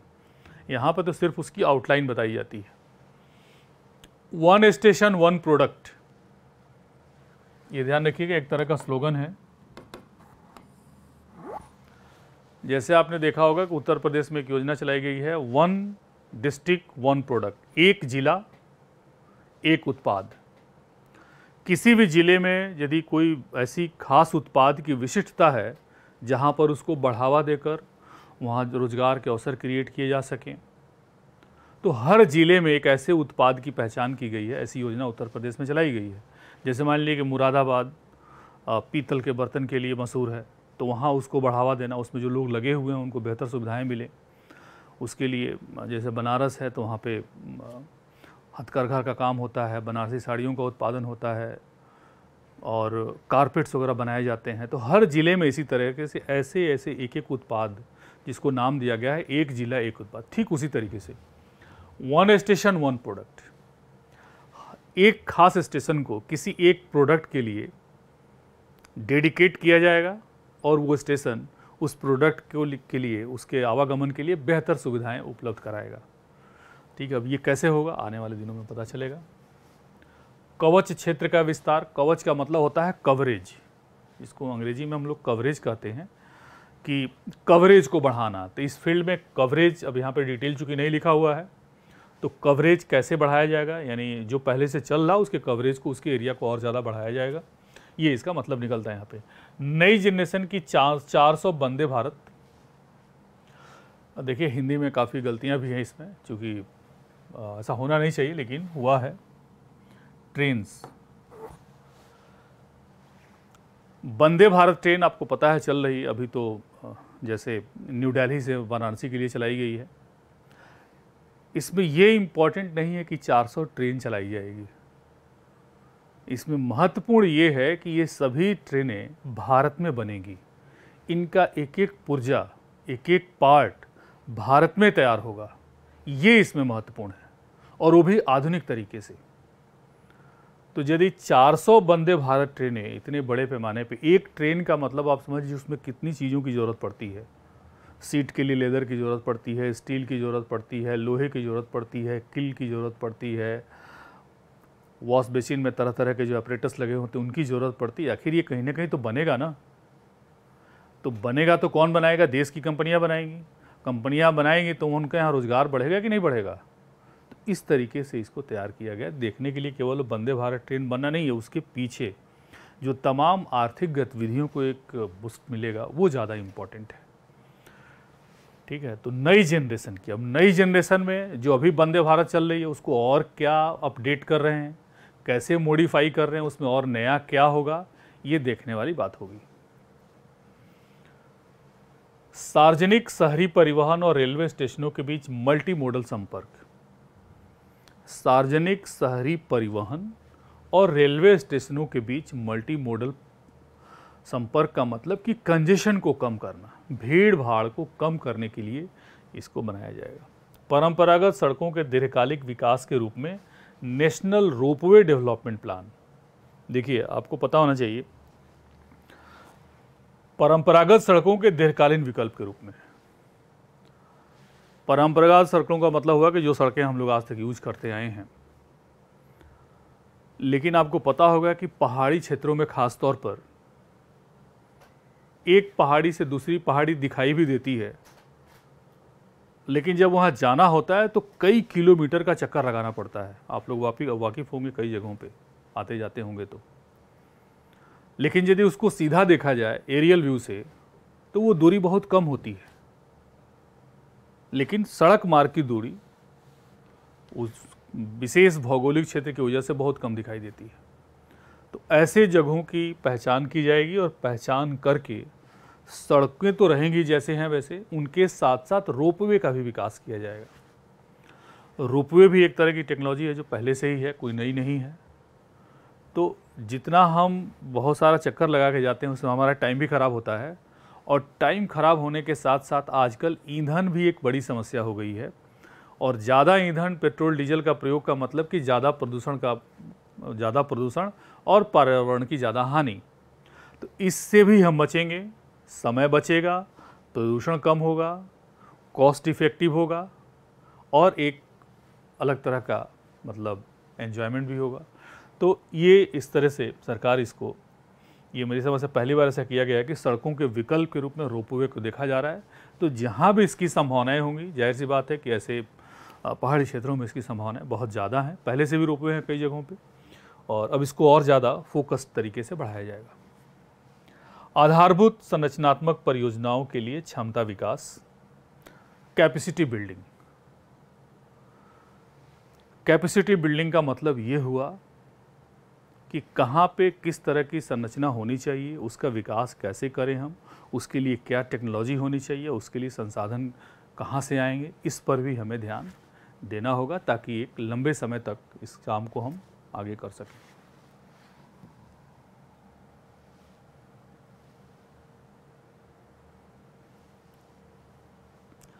कृषि एवं खाद्य प्रसंस्करण, एग्रीकल्चर और फूड प्रोसेसिंग। आपको पता होना चाहिए कि आपके मुख्य परीक्षा के सिलेबस में 70% हिस्सा केवल एग्रीकल्चर पे है। 60 से 70%, हम 70% कह सकते हैं बड़े आराम से। और उसी का एक भाग है खाद्य प्रसंस्करण, जो अलग से चैप्टर है मेंस में, और ये एक इमर्जिंग एरिया है, यानी भारत में इसकी अपार संभावनाएं हैं। तो देखिए, बजट में इसके लिए अलग से हेडिंग बना के लिखना, इसके पीछे भी ये दर्शाता है कि कहीं न कहीं सरकार का इस पर बहुत ज़्यादा फोकस है। सच बात यह है कि अभी भी हम कृषि के, हमारी भारतीय कृषि के अंदर जो पोटेंशियल है, जो क्षमता है, उसका भरपूर इस्तेमाल अभी तक नहीं कर पाए हैं। तो ये चुनौती भी है और लक्ष्य भी है। आप यदि एरिया की बात करें, जो भी हमारे पास एग्रीकल्चरल लैंड है, धीरे धीरे उसमें आज़ादी के बाद के से उसमें कमी ही आई है, बढ़ी तो नहीं है, क्योंकि वो तो ज़मीन है तो बढ़ने वाली चीज़ नहीं है। आप ध्यान करेंगे, आज़ादी के समय भारत की आबादी 32 करोड़ थी और आज 132 करोड़ है। बहुत गंभीरता समझिएगा इस चीज़ को। जब हमारी आबादी 32 करोड़ थी तब हम भुखमरी के शिकार हुआ करते थे, हमारे पास अनाज नहीं होते थे, विदेशों से अनाज मंगाया जाता था। इसको पढ़ा है, सुना होगा सभी लोगों ने। और आज हमारी आबादी 132 करोड़ है, यानी 100 करोड़ का इसमें बढ़ोतरी हुई है, लेकिन हम अनाज के मामले में आत्मनिर्भर हैं। इसका श्रेय किसको जाता है? भारतीय कृषि को जाता है। और भारतीय कृषि, हमारे किसान और साथ में जो तकनीकी परिवर्तन हुए हैं, उर्वरता को बढ़ाने के लिए जो क्रांतियां, जो प्रयास किए गए हैं, वो भी कहीं न कहीं पूरी तरह से इसके लिए इसका श्रेय उनको दिया जाना चाहिए।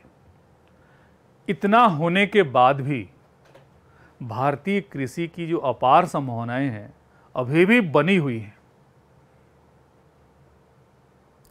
और ये अलग से चैप्टर बनाना, उसको दिखाना, ये दिखाता है कि सरकार अब इस चीज़ को समझ रही है कि पहले जो हुआ सो हुआ, लेकिन अभी हमें ध्यान देना चाहिए और इसका पूरा लाभ हमें उठाना चाहिए। देखते हैं इस बजट में इसके लिए क्या किया गया है। गंगा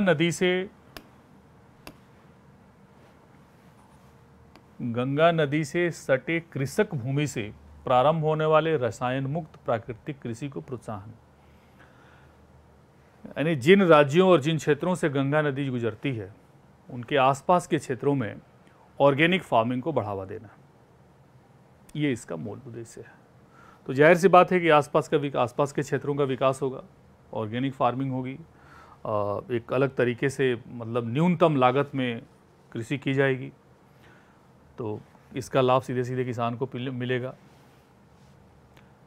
कदन उत्पादों, कदन का उत्पादों के फसलोपरांत मूल्य संवर्धन, उपभोग और ब्रांडिंग को प्रोत्साहन। अब ये कदन की क्या इस यहाँ पे इंग्लिश होगी, मैं रिकॉल नहीं कर पा रहा हूँ, लेकिन चलिए, कदन उत्पादों के फसलोपरांत, यहाँ पे मुझे ऐसा लग रहा है कि खाने वाले जो स्टेपल फूड होते हैं, जिनका हम अपने दैनिक जीवन में प्रयोग करते हैं, फसलों के उपरांत, यानी फसल के कटाई के बाद उनका वैल्यू एडिशन कैसे किया जाए, उनका रख रखाव कैसे हो, रख रखाव ठीक से होगा, कम नुकसान होंगे तो उनकी ड्यूरेबिलिटी बढ़ेगी, तो वैल्यू एडिशन हो गया, तो मूल्य बढ़ेगा। उपभोग और ब्रांडिंग को प्रोत्साहन, उनकी ब्रांडिंग भी की जाएगी, तो ब्रांडिंग की जाएगी, ब्रांडिंग का सीधा मतलब उसकी क्वालिटी से हुआ, क्वालिटी होगी तभी ब्रांड बनेगा कोई भी चीज़। तो इसका पहला लाभ किसान को मिलेगा और समाज और देश की अर्थव्यवस्था इससे लाभान्वित होगी। इधर आइए, पीपीपी मोड में किसानों को डिजिटल और हाईटेक सेवाओं की उपलब्धता, ये एक नया अप्रोच है जो पहली बार इसमें दिख रहा है। पीपीपी मॉडल में किसानों को डिजिटल और हाईटेक सेवाओं की उपलब्धता। देखिए, अभी तक डिजिटल टेक्नोलॉजी का प्रयोग शहरों तक ही बहुत सीमित रहा है।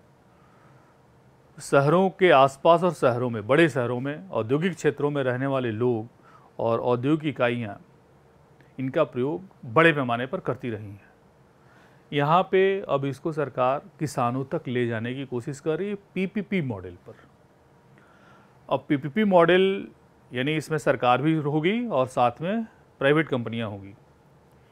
प्राइवेट कंपनियों के पास एक्सपर्टाइज होता है, स्किल होती है, काम करने का तरीका होता है, और सरकार जो कर सकती होगी वो सरकार करेगी अपनी तरफ से, और दोनों मिलकर डिजिटल इंफ्रास्ट्रक्चर को किसानों तक ले जाएंगे।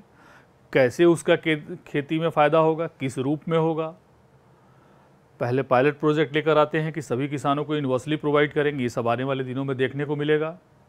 ठीक है, तो इस पर आप ध्यान रखिएगा कि किस, और ये भी ध्यान रखिएगा कि कहीं ना कहीं ये आपके सिलेबस का हिस्सा भी है। इसीलिए क्लास में हम लोग बोलते हैं कि सिलेबस आपको याद रहना चाहिए। अब देखिए, जैसे मुझे याद है, चलिए मुझे एग्ज़ाम नहीं देना है लेकिन मुझे सिलेबस याद है, इसलिए मैं तुरंत कैच कर रहा हूँ कि कैसे कनेक्ट करना है सिलेबस से। आपके सिलेबस में एक टॉपिक है मेंस वाले में, किसानों की सहायता में सूचना प्रौद्योगिकी का प्रयोग, यानी use of IT, information technology in agriculture, ऐसे कह सकते हैं सीधे सीधे हम। तो किस तरीके से इसका फ़ायदा, ये कहीं ना कहीं उससे कनेक्ट हो रहा है और आ सकता है क्वेश्चन। अभी तक 2013 में जब से सिलेबस बना इस टॉपिक पे क्वेश्चन आया नहीं है, जहाँ तक मुझे याद आ रहा है, आप भी चेक करिएगा। अब यहाँ पे इस बजट में चूँकि फोकस कर रही है सरकार, और आने वाले दिनों में इसमें जो कदम उठाए जाएंगे वो आपके सामने आएंगे न्यूज़पेपर के माध्यम से और पीआईबी के माध्यम से, जो भी स्रोत हैं हमारे पास सूचनाओं के। तो आगामी परीक्षाओं में क्वेश्चन बन सकता है ये, क्योंकि ये डायरेक्ट फोकस कर रहा है वहाँ पे कि किसानों को हाईटेक बनाना है और हाईटेक बनाने के लिए पीपीपी मॉडल पे काम होगा। तो अपने आप ये एक तरीके से काफ़ी ज़्यादा चर्चित मुद्दा होगा। ठीक है, किसानों की सहायता के लिए किसान ड्रोन्स, ये ड्रोन है यहाँ पे ध्यान रखिएगा, किसान ड्रोन्स का प्रयोग। आपको याद होगा कि आजकल ड्रोन का प्रयोग अलग अलग क्षेत्रों में बड़े पैमाने पर होने लगा है। तो क्यों ना कृषि में भी इसका प्रयोग हो। इस बजट में इसको विशेष तौर पे ख्याल रखा गया इस चीज़ का। तो जाहिर सी बात है कि इससे ड्रोन टेक्नोलॉजी का भी विकास होगा। देश के अंदर ड्रोन बनाने वाली कंपनियां बहुत कम ही हैं। DCM श्रीराम एक कंपनी है, वो ड्रोन बनाती है। एक कंपनी है जेनसार टेक्नोलॉजी, वो ड्रोन बनाती है। बहुत गिनी चुनी कंपनियां हैं जो ड्रोन बनाती हैं भारत में। तो अब बताइए, इन ड्रोन बनाने वाली कंपनियों को अब तो बिल्कुल इनकी बहार आ जाएगी एक तरीके से। अब इनके पास इतने ऑर्डर आ रहे हैं ड्रोन बनाने के, प्राइवेट ऑर्डर भी आ रहे हैं और सरकार के ऑर्डर भी आ रहे हैं, क्योंकि ड्रोन का प्रयोग जगह जगह बढ़ रहा है। रक्षा के क्षेत्र में बढ़ रहा है, कृषि के क्षेत्र में बढ़ रहा है। तो ड्रोन का प्रयोग किसान कैसे करेगा, किस तरीके से कृषि के उत्पादकता में, कृषि के रख रखाव में, उसकी मार्केटिंग में कैसे ये सहायक होगा, ये अब देखने वाली बात होगी, जो एक नई तरह की आइडिया है। खाद के छिड़काव, पानी के छिड़काव, आपको मालूम है कि ड्रोन को बड़े अच्छे तरीके से डिज़ाइन करके तरह तरह के काम उससे हम ले सकते हैं। आप सभी लोग इससे वाकिफ़ होंगे। तो आप ज़रा सोचेंगे तो आपको पता चलेगा कि ये बहुत ज़्यादा उपयोगी होगा किसानों के लिए। इवन छोटे प्लॉट भी होंगे, वहाँ पे भी उसको ऑपरेट किया जा सकता है। ट्रैक्टर से बहुत सारे काम नहीं होंगे, लेकिन ड्रोन के माध्यम से बहुत सारे इस तरह के काम किए जा सकते हैं। तो इसको बढ़ावा देना, ये भी एक नई एक तरह की शुरुआत है। ठीक है, इसीलिए ध्यान देखिए, जो बिल्कुल जो शुरू में जो उद्देश्य सरकार ने बताया है इस बजट का, उसमें एक शब्द जो आया था टेक्नोलॉजी लेड डेवलपमेंट, प्रौद्योगिकी जनित विकास। तो ये वही है, विकास प्रौद्योगिकी के माध्यम से। ड्रोन का यूज होगा। कृषि स्टार्टअप्स, देखिए एक बहुत महत्वपूर्ण बात है ये। पिछले वर्षों में हम लोगों ने स्टार्टअप्स की बात सुनी है, पढ़ी भी है। भारत में यूनिकॉर्न्स की संख्या, स्टार्टअप्स जो होते हैं जिनकी 7,000 करीब 7500 करोड़ से ज़्यादा की जिनकी संपत्ति हो जाती है, वो यूनिकॉर्न्स में आ जाते हैं। तो इनकी संख्या 100 से ज़्यादा हो गई है भारत में, लेकिन ये सब टेक्नोलॉजी के क्षेत्र में है। अब इस तरह की कृषि स्टार्टअप्स को वित्त पोषित करने के लिए सम्मिलित पूंजी के लिए कोष की स्थापना की गई है। ये कोष नाबार्ड में बनाया गया है। नाबार्ड से आप सभी लोग वाकिफ़ हैं। सरकार की योजनाओं को ये क्रियान्वित करता है बैंकों के माध्यम से लोन देकर। तो आपके लिए भी, और जो भी मतलब आप ठीक है, आप तैयारी कर रहे हैं, लेकिन आपके जो जानने वाले होंगे उनको इस चीज़ को बताइए आप कि कृषि के क्षेत्र में यदि टेक्नोलॉजी का प्रयोग करने के लिए कुछ स्टार्टअप ला सकते हैं, ऐसा कोई स्टार्टअप जिससे किसान और भारतीय कृषि को फ़ायदा हो, तो उसके लिए सरकार इस फंड को जनरेट कर रही है। तो पहली बार ये कृषि के क्षेत्र में स्टार्टअप्स को प्रमोट करने के लिए फंड बनाया गया है। ये बिल्कुल एक इनोवेटिव चीज़ है। तो हमारा काम है कि हम ऐसे फंड का फ़ायदा उठाएं, जो भी उसकी प्रक्रिया हो उस प्रक्रिया का पालन करें, अपनी जो आइडिया है उस आइडिया को एक व्यवस्थित रूप दें। और आप में से कई साथी इसमें लगे भी हैं, कई लोगों का फ़ोन भी आया था, वो चर्चा इस पर कर रहे थे हमसे कि इसको कैसे और ज़्यादा इसको वैल्यू एडिशन इसमें होना चाहिए। तो कृषि के क्षेत्र में स्टार्टअप, ध्यान रखिएगा, अभी तक स्टार्टअप केवल इंडस्ट्री और तमाम अलग अलग क्षेत्रों में सर्विसेज वगैरह में हो रहा था, लेकिन ये कृषि के क्षेत्र में स्टार्टअप पूरी तरह से नया एरिया है। और ये स्टार्टअप के क्षेत्र में तो क्रांति है ही, कृषि के क्षेत्र में भी एक बड़ी क्रांति होगी और इसका सीधा सीधा लाभ किसानों को मिलेगा, किसानों को भी मिलेगा और कृषि को मिलेगा। आप लोग आजकल एक सोनी चैनल पर एक सीरियल आता है शार्क टैंक। ये शार्क टैंक चैनल जो है, जो प्रोग्राम है, इसको देखिएगा कभी आप लोग, समय मिलता है तो। ये स्टार्टअप्स लोगों ने मिलकर शुरू किया है और स्टार्टअप से इसमें आते हैं, जिन्होंने कुछ नया काम शुरू किया उनका वो इंटरव्यू लेते हैं और उनकी इक्विटी को ख़रीदते हैं वो, या आप 2% इक्विटी हमारी इतने लाख में ख़रीद लीजिए, इस तरह की बात होती है। और जो बैठे रहते हैं वो सभी स्टार्टअप्स हैं। उसमें अबोट जो आप देखते होंगे, जो कंपनी है इलेक्ट्रॉनिक्स ये सब सामान बनाती है, उसका ओनर है, सब यंगस्टर्स हैं, बहुत ही यंगस्टर्स हैं। भारत पे का मालिक बैठता है, और भी तमाम शुगर कॉस्मेटिक की जो महिला हैं जिन्होंने स्टार्ट किया वो बैठती हैं। तो इस तरह का इनोवेशन, इस तरह के स्टार्टअप्स जो इतने आगे बढ़ चुके हैं और दुनिया में अपना नाम कमा रहे हैं। जोमेटो भी एक तरह का स्टार्टअप है, स्विगी भी एक तरह का स्टार्टअप है। तो इस तरह के स्टार्टअप कृषि के क्षेत्र में क्यों नहीं आ सकते हैं? स्टार्टअप में सबसे बड़ी समस्या इस समय फंड की है, लेकिन वो समस्या भी धीरे धीरे अब दूर हो रही है। दुनिया में एक बहुत ही फैशन के तौर पे ये उभर रहा है, और भारत में तो आने वाले दिनों में ऐसा लग रहा है, जैसे उस चैनल को ही मैं देख रहा था एक दिन, उस प्रोग्राम में बता रहे थे लोग कि आने वाले दिनों में ऐसा भी हो सकता है कि भारत के हर परिवार में एक स्टार्टअप निकले। जिस तरीके का पैशन आज की नई जनरेशन में इस टेक्नोलॉजी के प्रति दिखाई दे रही है, तो इसका लाभ कृषि के क्षेत्र में यदि होता है तो सरकार भी इसमें अपना सहयोग इस कोष के माध्यम से करने जा रही है। ठीक है, इसका लाभ लेना चाहिए।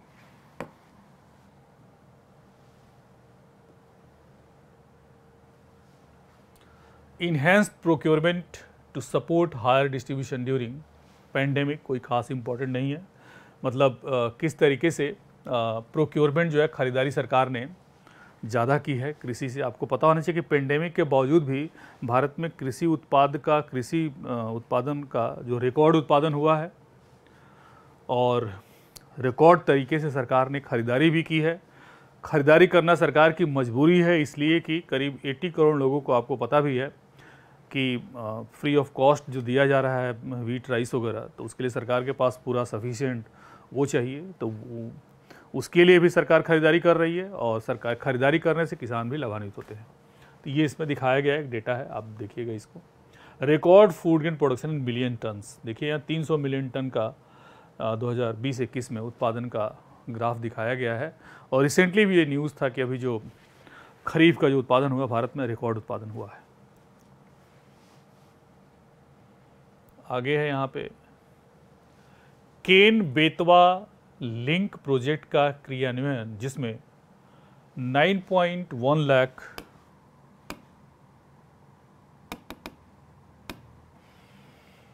हेक्टेयर कृषि भूमि की सिंचाई, 62 लाख लोगों के लिए पेयजल और 103 मेगावाट विद्युत उत्पादन का लाभ मिलेगा।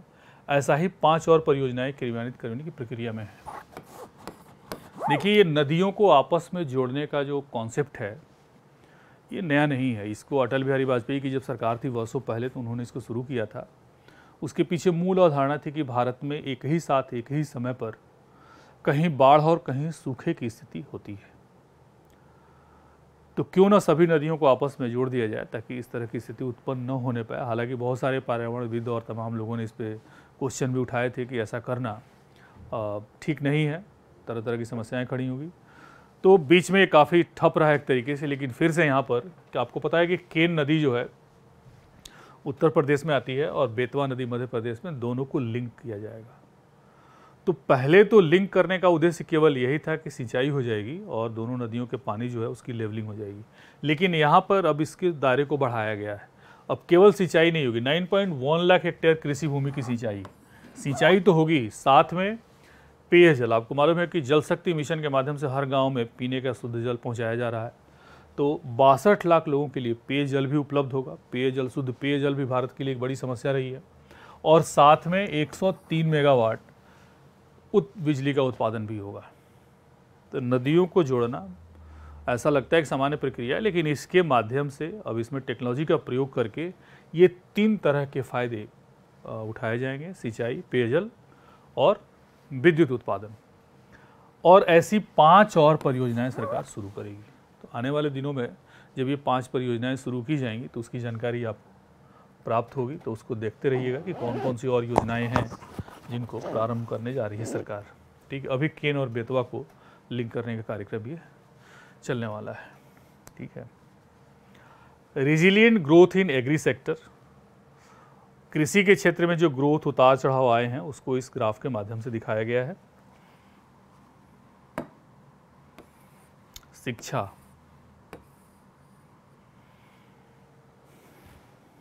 शिक्षा और स्वास्थ्य देखिए पिछले वर्षों में वैसे तो हमेशा ही सरकार के लिए चुनौती रहे हैं, लेकिन इसमें भी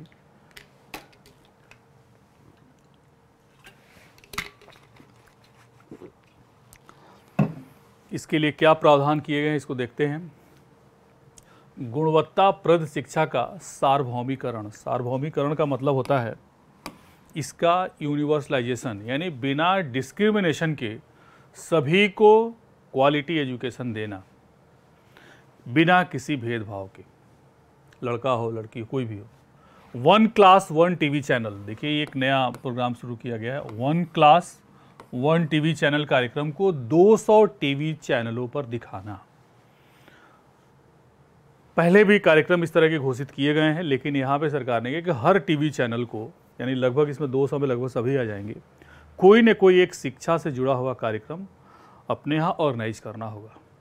ठीक है, तो इससे चूँकि बच्चे आजकल टीवी ज़्यादा देखते हैं, तो उसके माध्यम से उनको शिक्षाप्रद और उनके क्लास, यानी 1 क्लास 1 टीवी चैनल, किसी एक क्लास जिसको चुनाव करेंगे उसके लिए प्रोग्राम तैयार करेंगे और उसको टीवी चैनल के माध्यम से बताया जाएगा।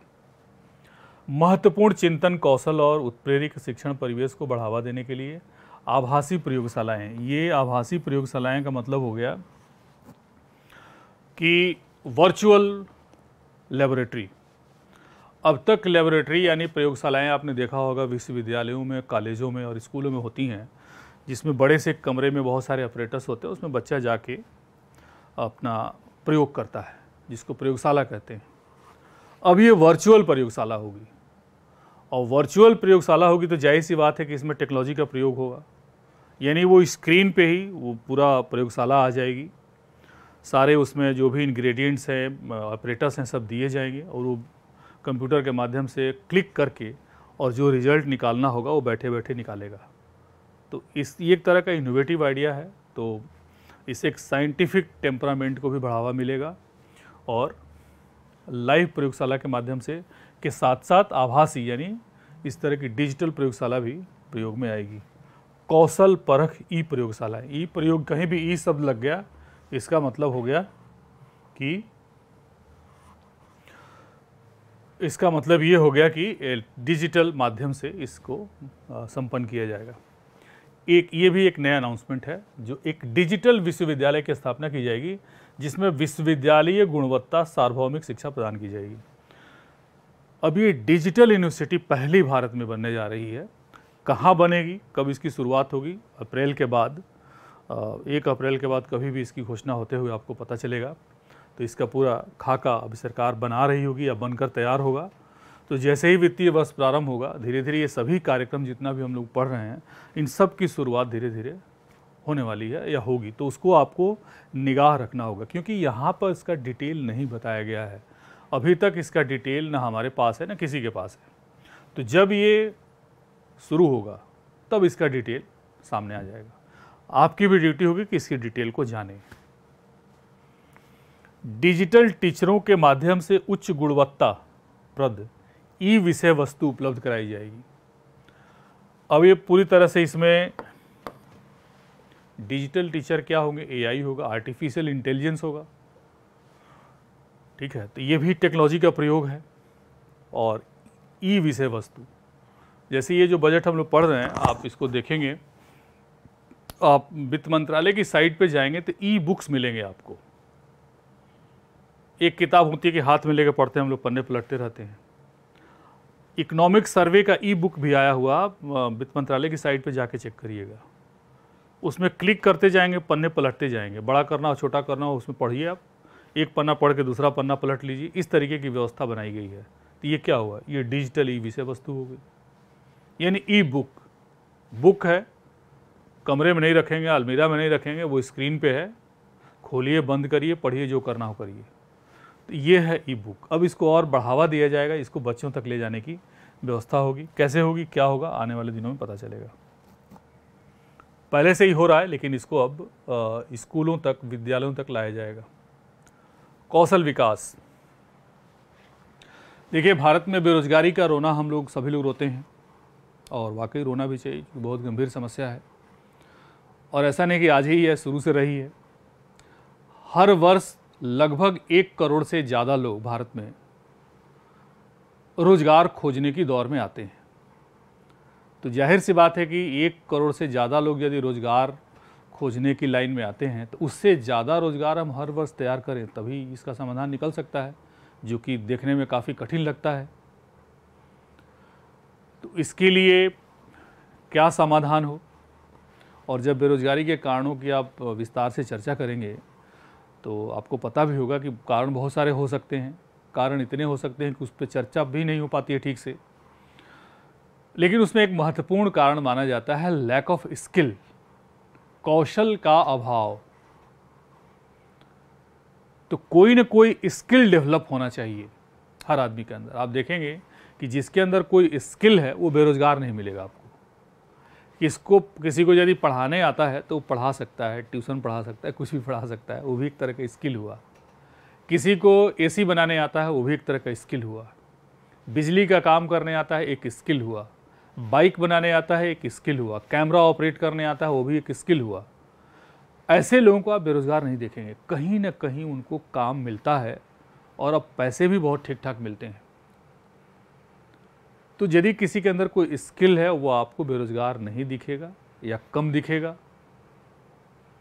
तो बेरोजगारी को दूर करने का एक बहुत महत्वपूर्ण जरिया ये हो सकता है कि हम ज़्यादा से ज़्यादा लोगों को प्रशिक्षण दें और उनको स्किल्ड करें। पहले ही इसके लिए स्किल इंडिया प्रोग्राम वगैरह चलाए गए हैं, गाँव के लिए, शहरों के लिए अलग अलग चलाया गया है। काफ़ी लोग इससे लाभान्वित भी हो रहे हैं। लेकिन यहाँ पे कौशल विकास को लेकर अलग से उसी चीज़ को आगे बढ़ाया गया है। ऑनलाइन ट्रेनिंग, देखिए एक तो ट्रेनिंग होती है जाकर, अब ये व्यवस्था है डिजिटल, यहाँ भी टेक्नोलॉजी का प्रयोग, ऑनलाइन ट्रेनिंग दी जाएगी। ऑनलाइन ट्रेनिंग को बढ़ावा देने के लिए कौशल एवं आजीविका हेतु डिजिटल इकोसिस्टम देश स्टैक ई पोर्टल को तैयार किया जाएगा। ठीक है, अब ये क्या है, ये जब स्टार्ट होगा तो पता चलेगा। ड्रोन एज ए सर्विस, अभी आपने देखा कि कृषि के क्षेत्र में ड्रोन के प्रयोग को बढ़ाया जा रहा है। ड्रोन का प्रयोग आने वाले दिनों में इतने बड़े पैमाने पर होने वाला है कि इसको भी सर्विस का एक दर्जा यहाँ पे सरकार देने की बात कर रही है।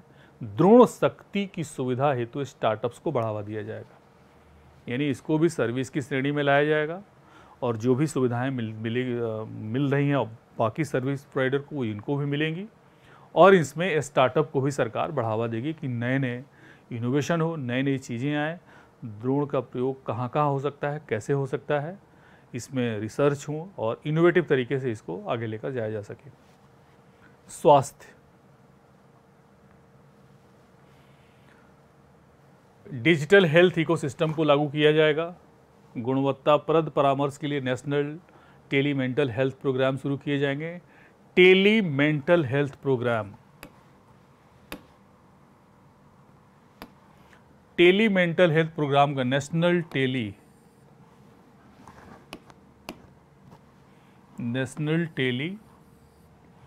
मेंटल हेल्थ प्रोग्राम का मतलब ये हुआ कि यदि कोई मानसिक बीमारी है तो डॉक्टर के पास जाने की ज़रूरत नहीं है। आपको पता है कि ऐसे लोगों को डॉक्टर के पास लेकर जाना भी एक बड़ी समस्या होती है। आप उनसे कहिए कि नहीं आपका दिमाग ठीक नहीं है, डॉक्टर को दिखाना है, तो लोग बुरा मानते हैं, ये उनको समझ में आ जाता है।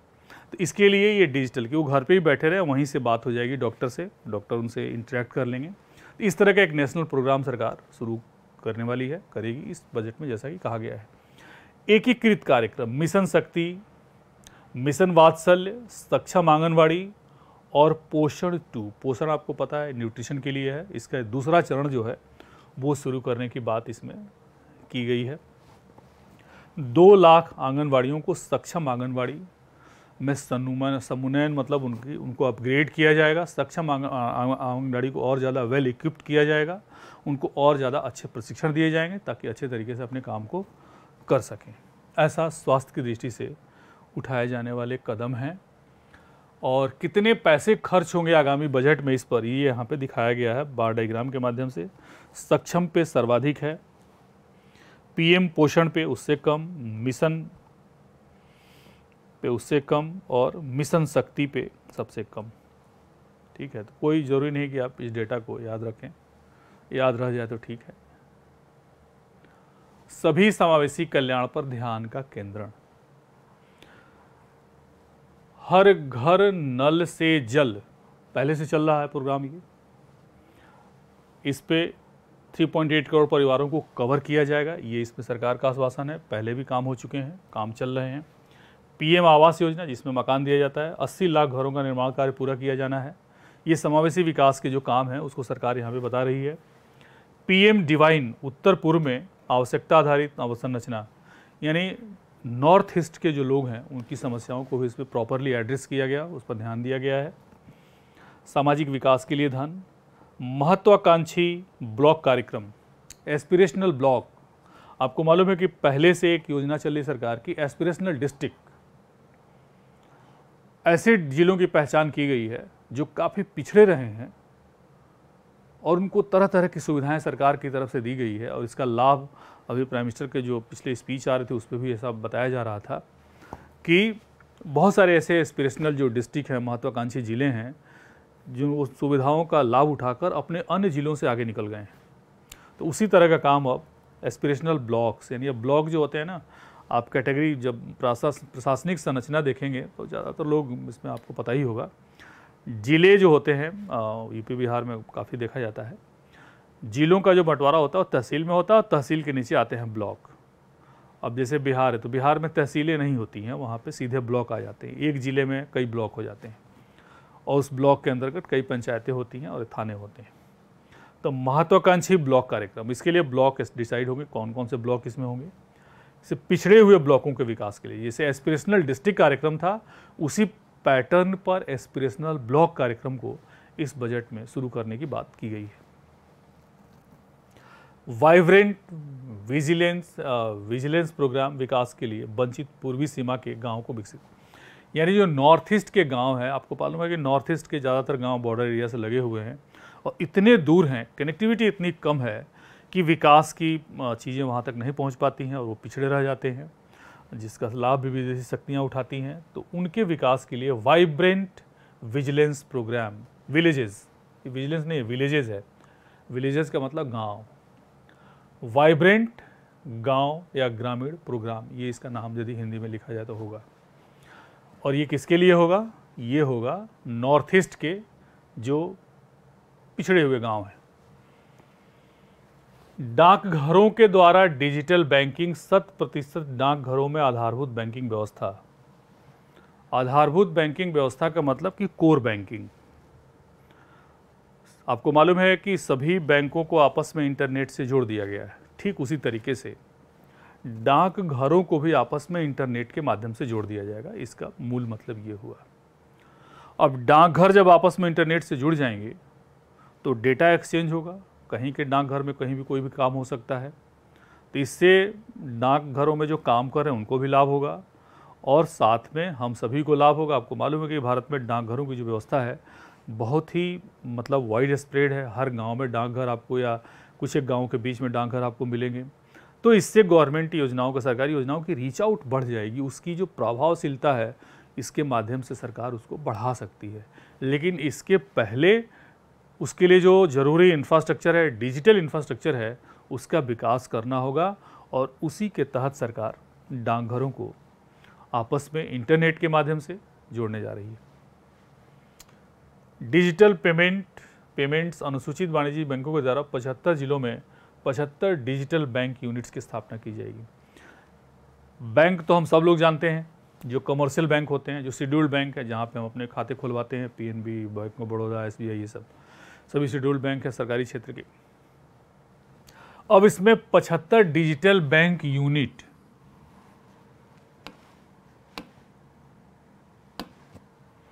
Digital bank unit. अभी डिजिटल बैंकिंग यूनिट में क्या काम करेंगे वो, यानी हर काम डिजिटल तरीके से होगा। ये हो सकता है पढ़ने से ऐसा लग रहा है, लेकिन इसकी पूरी पिक्चर तब आएगी जब इसकी शुरुआत होगी। ठीक है, जब इसको स्टार्ट किया जाएगा तब इसका पता चलेगा कि इसमें किस तरीके से इनकी काम। अभी इन्फॉर्मेशन के तौर पे आप ध्यान रखिएगा कि जो वाणिज्यिक बैंक हैं, खासतौर पे जो सरकारी, उनकी 75 ऐसी यूनिट होगी जिनको डिजिटल बनाया जाएगा पूरी तरह से। एमएसएमई,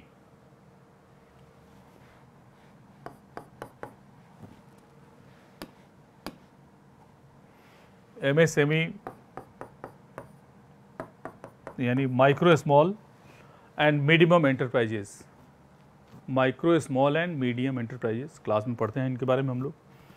इस पे क्या किया जाएगा, विभिन्न पोर्टल का इंटरलिंकिंग। MSME पता है आपको कि देश में पूरे मैन्युफैक्चरिंग सेक्टर का यदि हम डेटा लें, सभी हर तरह की जितनी भी यूनिट हैं भारत में प्रोडक्शन करने वाली, पिछले वर्ष के बजट में सरकार ने ये खुद ही बताया था कि लार्ज यानी बड़े सेक्टर के जो उद्योग हैं भारत में, उनकी संख्या मात्र 0.7% है। तो इसका मतलब ये हुआ कि MSME की कैटेगरी में 99.3% जो भी परिभाषा है जो हम लोग क्लास में पढ़ चुके हैं, MSME के दायरे में आती है। तो कुल मिला जुला के भारत के मैन्युफैक्चरिंग डेवलपमेंट में, मैन्युफैक्चरिंग सेक्टर में MSME का रोल सबसे ज़्यादा है, क्योंकि इनकी संख्या सबसे ज़्यादा है। इसके लिए जो भी इनके पोर्टल हैं अलग अलग तरह के काम के लिए, सबको इंटीग्रेट किया जाएगा आपस में। सब अलग अलग काम करते थे, अब उनको आपस में इंटीग्रेट यानी जोड़ दिया जाएगा। ECLGM को ये इक्विटी लिंक्ड स्कीम है। इक्विटी लिंक गारंटी मतलब इक्विटी नहीं, ई फॉर इमरजेंसी है, इमरजेंसी। ऐसा एक फंड है ये कि किसी इकाई को यदि बहुत आवश्यकता हो यानी इमरजेंसी फंड की ज़रूरत हो, तो उस फंड के माध्यम से, इसके माध्यम से इसको उपलब्ध कराया जाएगा। CGTMSE का पुनरुद्धार, ये भी एक तरह का एक डिजिटल यूनिट है जो MSME को प्रोवाइड करती है। इसको भी पुनरुद्धार मतलब इसको एक रिनोवेशन किया जाएगा। इसका MSME के कामकाज को बढ़ाना और इसमें तेज़ी लाना, इस कार्यक्रम को अभी लागू किया जाना है।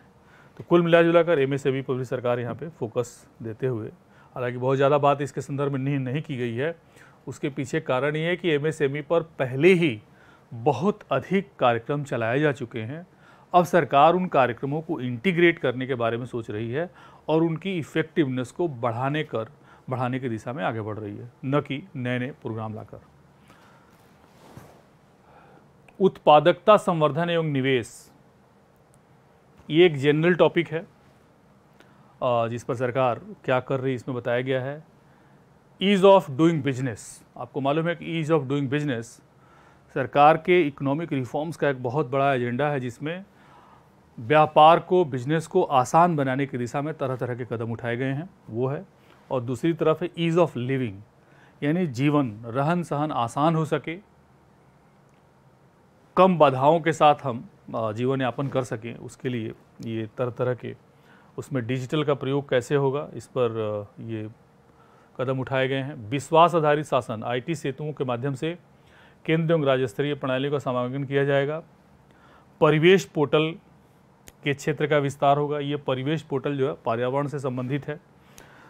भू दस्तावेजों के IT आधारित प्रबंधन हेतु unique land parcel identification number दिए जाएंगे। आपको मालूम है इसके लिए स्वामित्व योजना चलाई गई है। ड्रोन के माध्यम से ड्रोन मैपिंग होगी और जिसकी ज़मीन पर जिसका मालिकाना हक है उसका नाम चढ़ाया जाएगा।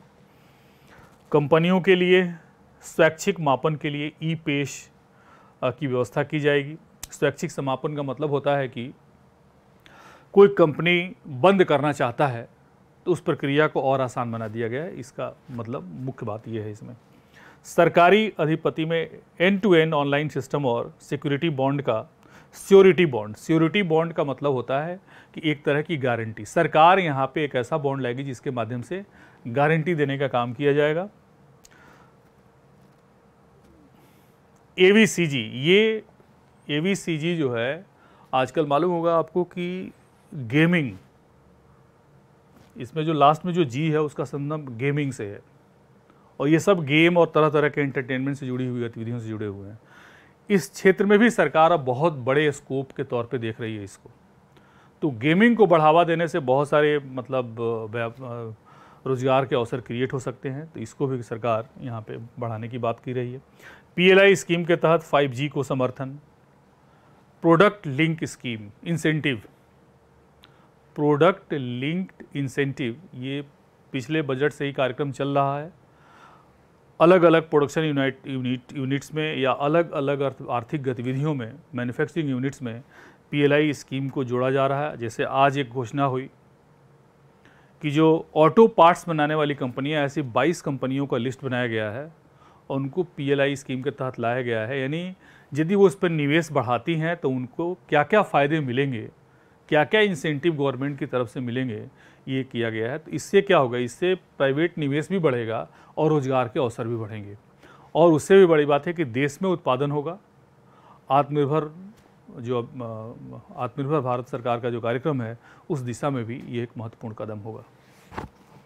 उद्योग, स्टार्टअप और एकेडमिया, माने जो शिक्षा से जुड़े हुए लोगों के लिए रक्षा अनुसंधान एवं विकास का प्रारंभ किया जाएगा। देखिए, डिफेंस के सेक्टर में R&D पिछले वर्षों में बहुत कमज़ोर रही है, जिसको हम आगे बढ़ा रहे हैं। और आपको मालूम है कि भारत अब सैटेलाइट्स वगैरह अब दूसरे देशों के लिए छोड़ रहा है, मिसाइल का एक्सपोर्टर धीरे धीरे बन रहा है। तब सरकार को लग रहा है कि ये भी हमारे लिए एक बड़ा एरिया है जहाँ पर हम अपने नॉलेज को बढ़ाएं, रिसर्च ज़्यादा से ज़्यादा करें, तो इसके माध्यम से भी विकास को बढ़ावा दिया जा सकता है, रोजगार को बढ़ावा दिया जा सकता है। इसको एक नए स्कोप के तौर पे देखा जा रहा है। उधर क्या था,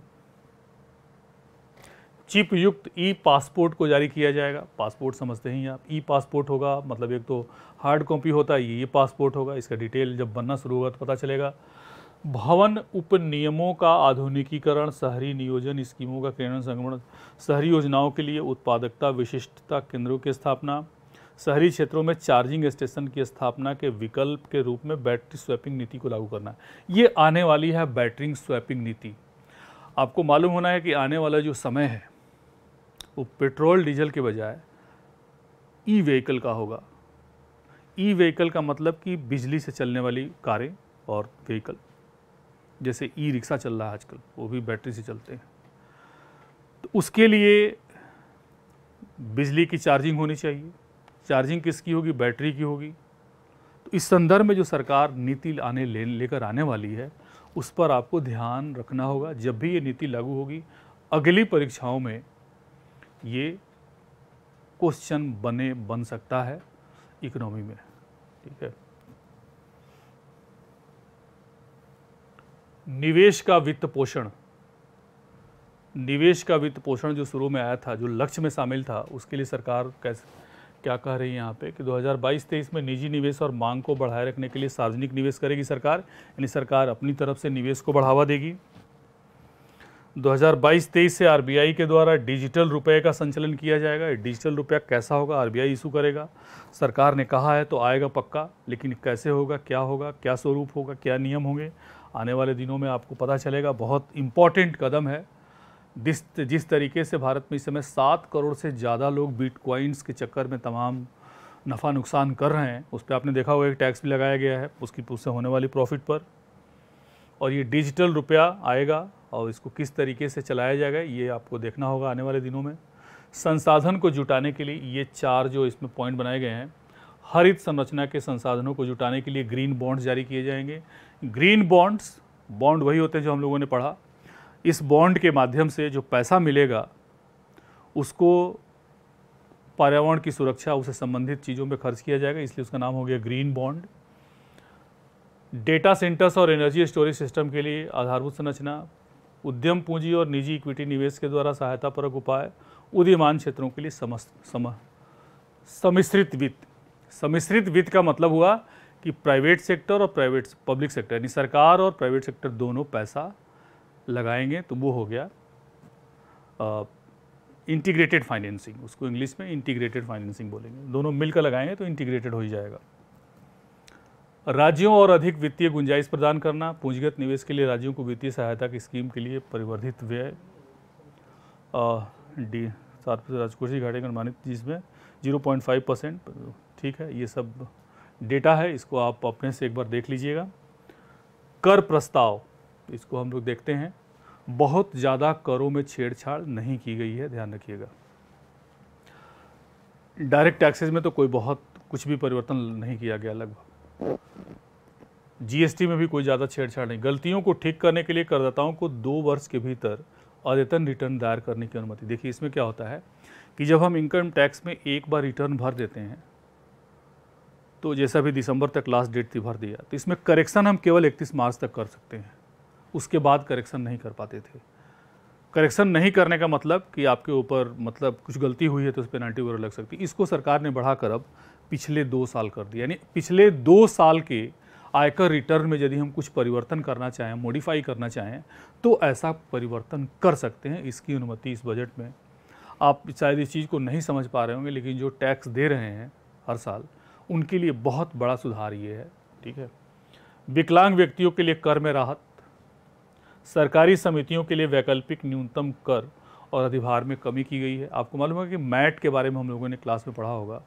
मिनिमम ऑल्टरनेट टैक्स कंपनियों पे लगता है और सोसाइटीज़ पे भी, सहकारी समितियों पे भी लगता था। सहकारी समितियों पे अनफॉर्चुनेटली ज़्यादा था, उसको भी कम कर दिया गया है, ये इसमें बताया गया है। राज्य सरकार कर्मचारी हैं, उनको इसमें फ़ायदा मिलेगा, यानी जो डिडक्शन होता है, डिडक्शन के बाद टैक्स लगता है, तो डिडक्शन की सीमा को बढ़ाने का मतलब ये हो गया कि ज़्यादा डिडक्शन होगा तो उस पर उनको टैक्स कम देना पड़ेगा पहले की अपेक्षा। ये डायरेक्ट टैक्स यानी इनकम टैक्स की बात हो रही है। बायंट जीएसटी कलेक्शन ड्यूरिंग इतना, अभी सरकार का डेटा आया है कि दिसंबर के महीने में अब तक का सबसे बड़ा जीएसटी कलेक्शन आया है 1,40,000 करोड़ से ज़्यादा। कहीं ना कहीं की इकनॉमी धीरे धीरे मजबूत हो रही है। आलोचना चाहे जितना हो, लेकिन कलेक्शन आ रहा है टैक्स का, इसका मतलब कि आर्थिक गतिविधियाँ ठीक से चल रही हैं या उनमें पहले की अपेक्षा सुधार आ रहा है। आभासी परिसंपत्ति के अंतरण से होने वाली वही है। आभासी परिसंपत्ति का मतलब हुआ कि डिजिटल करेंसी, बिटकॉइन वगैरह के माध्यम से जो लोग पैसे कमा रहे हैं, उस पैसे को भी अब, चूँकि इसमें ब्लैक मनी का भी यूज हो सकता है, उससे होने वाली इनकम पर 30% टैक्स गवर्नमेंट ने लगाया है, जो उनके लिए अच्छी खबर नहीं है। ठीक है, इसके अलावा विशेष आर्थिक क्षेत्र में ये सब जो बहुत थोड़े बहुत ऐसे चेंजेस किए गए हैं जो बहुत मतलब नॉमिनल चेंजेस हैं टैक्सेशन में, न के बराबर हैं। इसीलिए लोगों को ऐसा लग रहा है कि इस बजट में ऐसा कुछ खास किया नहीं गया है। तो इस बजट में सरकार ने पिछले योजनाओं और तौर तरीकों को कंसोलिडेट करने की कोशिश किया है और आगे के लिए एक विज़न तैयार किया है, न कि खुश करके तात्कालिक तौर पे फ़ायदा पहुंचाने का काम किया गया है। इसीलिए काफ़ी लोगों को ये समझ में नहीं आ रहा है। ठीक है, एक बाद में ये दिखाया जाता है कि यदि सरकार के पास 1 रुपया आ रहा है तो कहाँ कहाँ से आ रहा है, और 1 रुपया सरकार खर्च कर रही है तो कितना उसमें से कितने पैसे कहाँ पे खर्च कर रही है, उसको भी इस डायग्राम के माध्यम से बताया गया। रुपये का आगमन, सबसे ज़्यादा पैसा गवर्नमेंट को 35%, यानी 1 रुपये में 35% आ रहा है बोरोइंग और अदर लाइबिलिटीज़, यानी गवर्नमेंट जो उधार वगैरह लेती है सबसे ज़्यादा पैसे उससे आ रहा है। 2% गैर ऋण कैपिटल रिसिप्ट, यानी जैसे डिसइन्वेस्टमेंट वगैरह होता है, जैसे अभी आपको बताया कि LIC वगैरह का जो डिसइन्वेस्टमेंट करेगी 2% उससे। इनकम टैक्स से 15%। यूनियन एक्साइज, यानी जो एक्साइज ड्यूटी होती है, जो कुछ वस्तुओं पर जो उत्पाद कर लगते हैं, उसे 7%। कॉरपोरेशन टैक्स कंपनियों की इनकम पर लगता है, उसे 15%। GST से 16%, custom duty 5%। Non tax revenue, यानी गवर्नमेंट को जो इंटरेस्ट वगैरह मिलता है या जो डिविडेंड प्रॉफिट वगैरह मिलता है कंपनियों से, उसको नॉन टैक्स रेवेन्यू कहते हैं। इससे आ रहा है, इस पूरा जोड़ेंगे आप तो ये आएगा 100। रुपए का आगमन, ऊपर क्या था, रुपए का आगमन और को रुपए का आगमन, मतलब रुपया कहाँ जा रहा है। अभी हिंदी के चक्कर में चलिए, 9% केंद्र सरकार की जो योजनाएं हैं उस पर खर्च हो रहा है, 4% पेंशन पे खर्च हो रहा है, 9% अदर व्यय है। सेंट्रल सेक्टर स्कीम, केंद्र सरकार की जो योजनाएं हैं उस पर 15%। फाइनेंस कमीशन और अदर ट्रांसफ़र, फाइनेंस कमीशन के बारे में आप सभी लोग पढ़े हैं, तो जो ट्रांसफ़र होगा वो लगभग 10% होगा, वो बताया गया है। स्टेट्स और टैक्स ड्यूटी 17%। इंटरेस्ट पेमेंट, सरकार जो लोन लेती है उस पर हर साल जो इंटरेस्ट देती है वो 100 रुपये में 20 रुपये इंटरेस्ट, और 8% डिफेंस एक्सपेंडिचर है, और सब्सिडी भी 8% है। यानी कुल मिलाकर ऐसा लग रहा है कि डिफेंस का एक्सपेंडिचर बढ़ा है और सब्सिडी पे होने वाला व्यय जो है वो लगभग कम हुआ है। इस तरीके से इस बजट में ये सारी चीज़ें हैं, और बजट एक नज़र में जो हम लोगों ने पढ़ा उसी को यहाँ पे बार डायग्राम के माध्यम से बताया गया है। तो इसके अतिरिक्त अब यहाँ पे ये ख़त्म हो रहा है। प्रयोग, जो इम्पोर्टेंट स्कीम है उस पर गवर्नमेंट कितना खर्च कर रही है, वो कोई ख़ास बहुत इम्पॉर्टेंट नहीं है खर्च का डेटा याद रखना, लेकिन आप यदि याद रखेंगे तो आपको लिखने में कहीं ज़रूरी होगा तो उसको आप यूज़ कर सकते हैं, ख़ास तौर पे वो लोग जो लोग इस साल एग्ज़ाम देने जा रहे हैं।